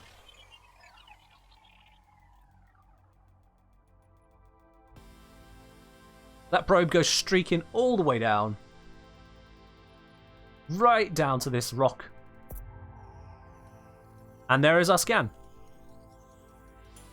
And you see that is mapped 16%, so we need to get to 100% of this rock. Now, as you can see, that looks like it fills up a large amount of it, right? Like, how is that only 16%?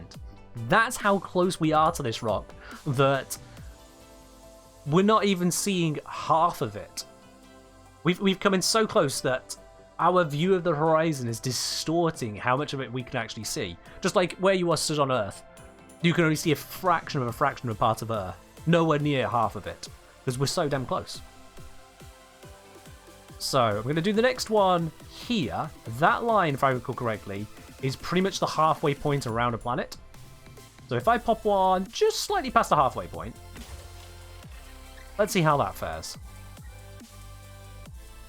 I just want to see how it lands, get into the vibe of this, because it's been a long time since I've done this. I'm going to put the view on the far side of the planet for a moment. And yep, you can see that expanding. Okay, so that overlapped quite a bit there. That's good, that got us to 32%. Yeah, the line's putting it on the horizon. That's why this is the other side, and if I aim here, you see it says miss, because by that point, the gravity of the planet's not enough to actually capture the probe. So I'm going to go a little bit further than horizon this time. Go for there. And I'm going to do the same over here. And the same... up. Let those land and see what happens first.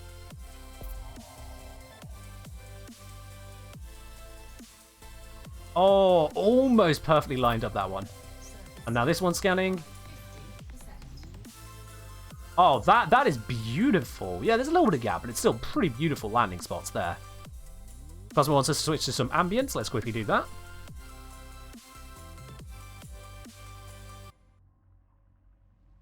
There we are. 1.3 horizon length usually hits the back square on. 30. Well, we can see I do need to hit pretty much that over this side. If I do that, say 1.3, I think about there. Let's give that a whirl. So this is front side, that is back side. Let's have a look then at how good a shot that is. I'll just gently let the probe come in, streaking around in the distance. Curving with the gravity of the moon planet thing. I would say that was a pretty good shot, if you don't mind my saying so. That was a pretty good shot right there. Look at this one. I want to do the next one just slightly above the horizon.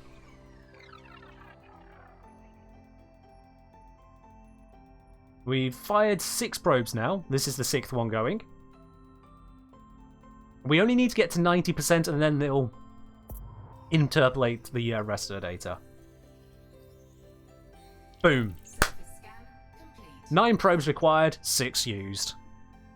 Oh, beautiful, beautiful result right there.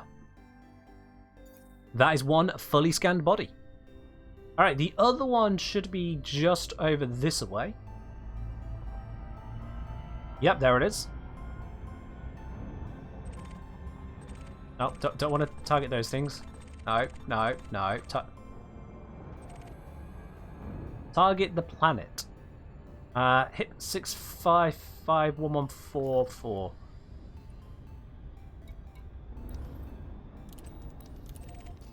Yeah, there we go. All right. 6/9, nice. Eh. That doesn't make you fill in the small gaps? Yeah, that would be ridiculous. Nah, just like with a lot of games where you've got to paint an area, it gives you it once you got close enough.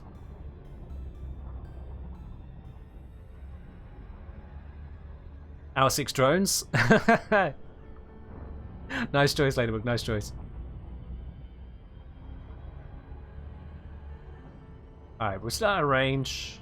Wait for it to switch to saying I'm too fast. Too fast, there we are, so we are in range now. Slow us down, we are at a good speed. I know we're further away this time, that's fine. We should be able to make it work. So, oh god, wow, okay, yeah, that mouse resolution, maybe not the best. Well, let's start. Direct shot, straight down the middle, see what happens. Now this one has an efficiency target of only 7 probes. So this must be an even smaller world.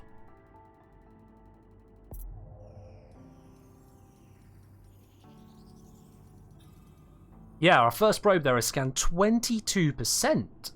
Ooh, okay. In which case then, what I'm going to do is I'm going to put one about there.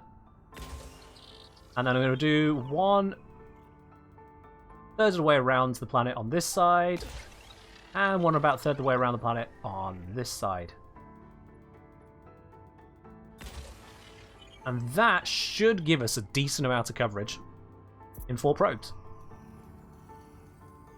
Ooh, okay, that hit the very far side. I have misjudged this badly. That's going to go wrong. Oh, no. Oh, that's gone really badly. I mean, we got to 60%, but yeah, yikes, I completely overshot the shot there. So this side is the least covered, so I'm going to aim this right just an inch over the horizon. That should be a good shot. I got too cocky there. I just got far too cocky. Figured I could land a nice spread straight up, and I didn't. Oh, but that looks like it was a good land. That was a good one. That was a good one. All right, 79%. We got 11% to do, 2 probes. Problem is this is looking hard to tell where's the best place to shoot. So I'm actually going to move the ship. I think it's going to be better for me to move the ship around to get a better look at what I'm working with here.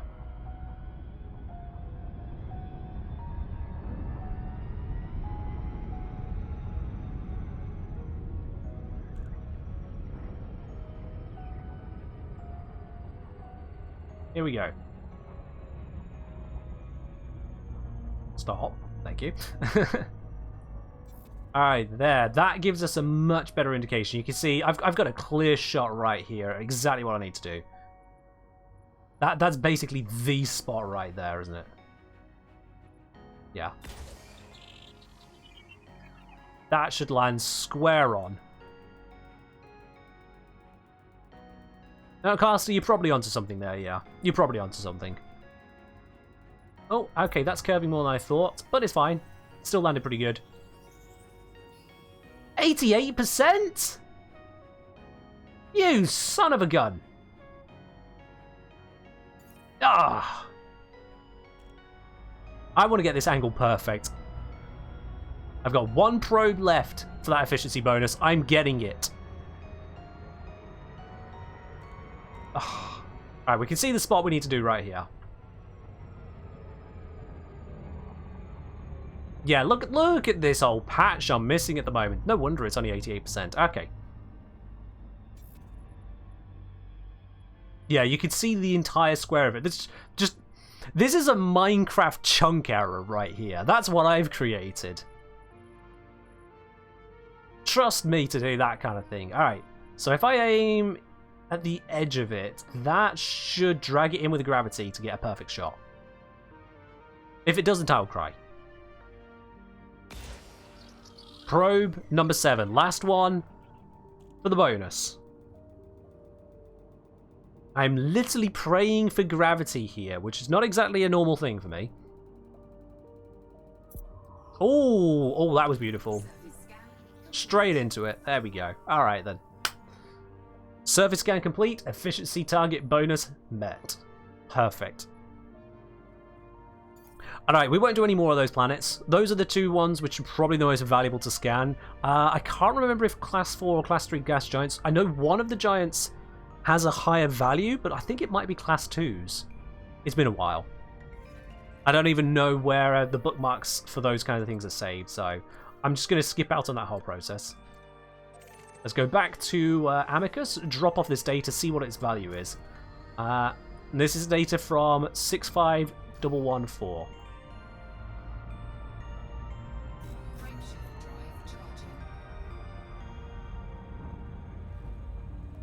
So let's head ourselves back to Amicus. It's only 3 jumps away.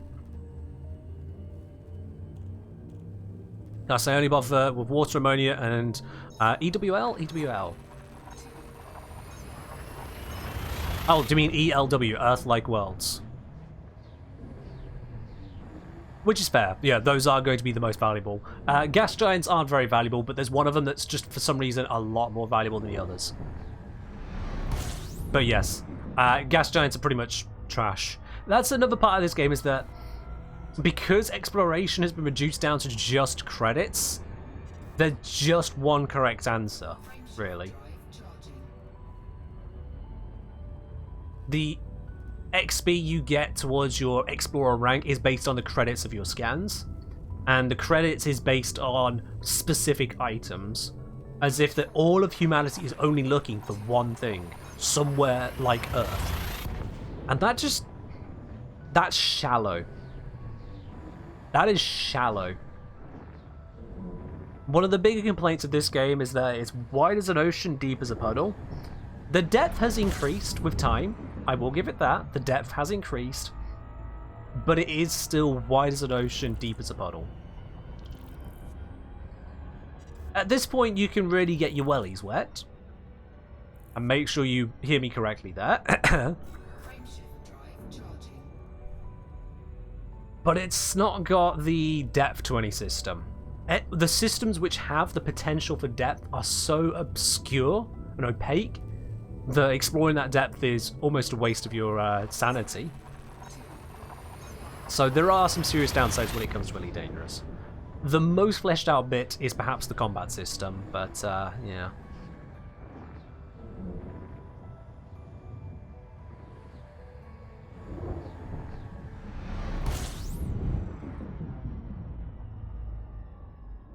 It'd just be nice if there was some reasonable variety, and I think part of that comes down to the fact that there's nothing you can do with the information. You can't actually terraform. You can't actually go to a rock and go, oh, this has 97% chance of having a high temperature diamond spot if I get my scans correct. You can't do that. Mining is near enough chance based in this game. You go to the area with the best chances, and then you just keep rolling the dice until you get it. Combat is pretty much go to where the chances are best, and then roll the dice of the spawns until you get what you're looking for. You saw how I fought the pirates at the start of the stream. I just kept on floating around until they spawned enough of them in. That's not depth. That is not depth whatsoever. Yes, we're in Amicus system now. Heading back to Mills Colony. I'm just going to cruise this one in.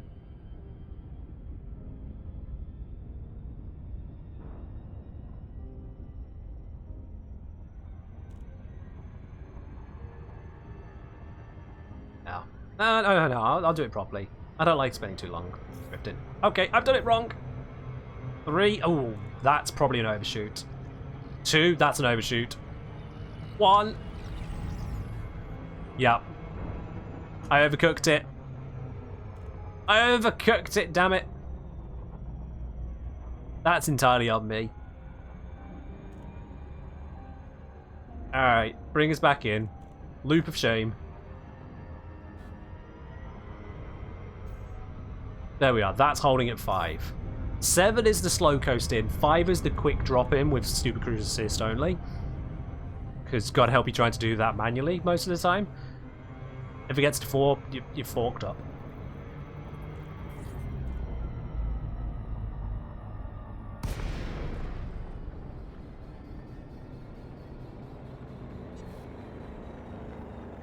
There we are. Yeah. If you could scan and use systems and use engaged information to discover precisely where to mine, where to get valuable materials, and if you could use those materials locally, if it was better to have a local source rather than shipping it in because of the sheer volumes you were working with to, say, build your own stations and settlements, oh my god, it would be brilliant. But we don't have that. We don't have the ability to just construct stations and use local resources for local results to get the best out of the quandary of logistics, despite this being a trucking game 90% of the time. We just don't have that. Oh, I forgot!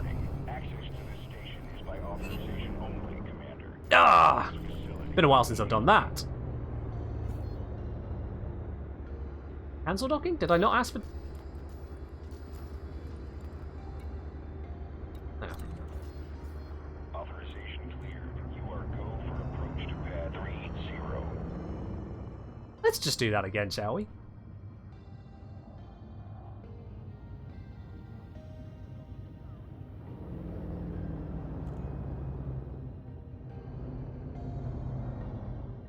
Okay, nice and gently. No breaking the law. Nice and gently. God, there is a lot of traffic. Ah! Dodge. Okay, I dodged.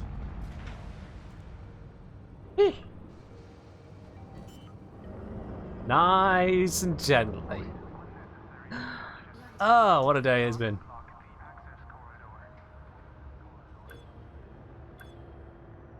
Go. Bring ourselves to a halt. Perfect. Didn't even hear it touch the ground. Alright then.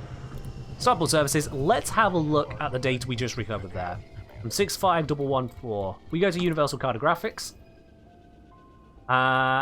HIP 65114. Look at that. 1.1 million credits. Now granted, there are things you could do which will give you loads and loads and loads more on top of that. But 1.1 million credits for a single system. And if you have a look at the details here, you can see that all those rocky bodies that we scanned, all the effort we went to find them, 500 credits, 500 credits, 500 credits, 500 credits, 500 credits. What a waste of our life.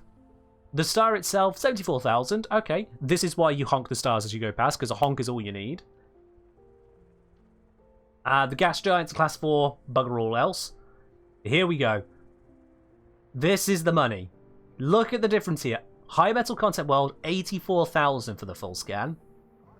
Ammonia world, 944,000. So that is what, like over 80% of the value of this entire system. Let me get the actual percentage. 944,408 divided by 1114,306. 84.8% of the entire scan value was that one ammonia world. Road to Riches is fantastic for cartographic gas. Oh, don't follow roads other people have done. Don't do that. Or do it if you really want to optimize the fun out of gaming. No. Go explore. If you're going to explore, explore. Come on. I picked a system, I just went for it. Go to explore, explore. Point is, all these rocky bodies, trash. Gas giants, double trash. Literally double the value of trash. The HMC, I don't know what the base value would have been. It would be nice if this was broken down into the value groups, as it were. But hey, whatever. But the ammonia world, that's where all that money was at. And belt clusters, honk value only. And of course, I didn't want to scan them because there's no point. There really is no point on those. And beautifully with exploring, unlike with trading, as we saw earlier, for this, you just pick a direction and go. No third-party details needed. Sure, you can find out things to improve your routes, to get yourself the better jumps and the super highways. You don't need to do that. You just set out into the black, find what you find, report back to base. And I only went 30 light years. Million credits. Boom. I'll take it. I'll take that. So there we are. We have done combat. We killed a bunch of pirates. We got ourselves some money. And we got ourselves a lot of influence for the Democrats of Amicus. We did some trading. It was an absolute ordeal. I would recommend being a little bit more well prepared in future. But there we are. That's what happens sometimes. And then there was lastly the exploration. And that was chill. That was chill. Good haul if we don't care on the wear and tear on my sanity. Well, let's face it. My sanity is always struggling. That's just a thing. We can clean up the ship integrity and the paintwork. Yeah. It's nothing. Alright then. Chat with a longer than usual stream because we had the opportunity to do so. Why not? Thank you very much for joining in today. I do hope you have enjoyed yourselves in this experience, shall we say. This experience we have all enjoyed together here in Elite Dangerous. If you are a subscriber or have suddenly become a subscriber thanks to the incredible generosity of Athlia, who has stolen first place from Adam Malik. Oh, Athlia, when Addy finds out about that. Oh, Athlia. I don't know if you know what you've done to them there. That's... Ooh. Do I screenshot that and send it? No, that'd be rude. I can't do that to Adam Malik. I can't. They're still Bits leader. They're fine. Adam Malik has Bits leader by an absolute mile compared to... sorry, Athlea's got second place. There we are. It's fine. Everything is balanced. Everything is balanced. It's cool. It's fine. No, I'm not going to do that, Cosmo. No, that is predatory. I'm not going to be that kind of person that goes, haha, did you see? Someone took first place from you, spend more money. No. That is rude. I'm not going to do that. It's funny to joke about, not funny to execute. So, yeah, let's not be that person. I'm just very grateful for this community that we have here. You guys are honestly incredible. Truly. Thank you very much for being here. That is all that we've got time for. The vote is going to be up shortly over on Discord. I'm going to be changing the place of the vote. I'm going to move it to a separate channel so it's easier to find, but it's going to be up over there anyway. But in any case, thank you very much for joining in. I do hope you enjoy yourselves. Have a very good weekend, and I'll be back on Sunday for some more good old Warframe. In the meantime, enjoy the rest of your March. I'll see you in April. Bye-bye.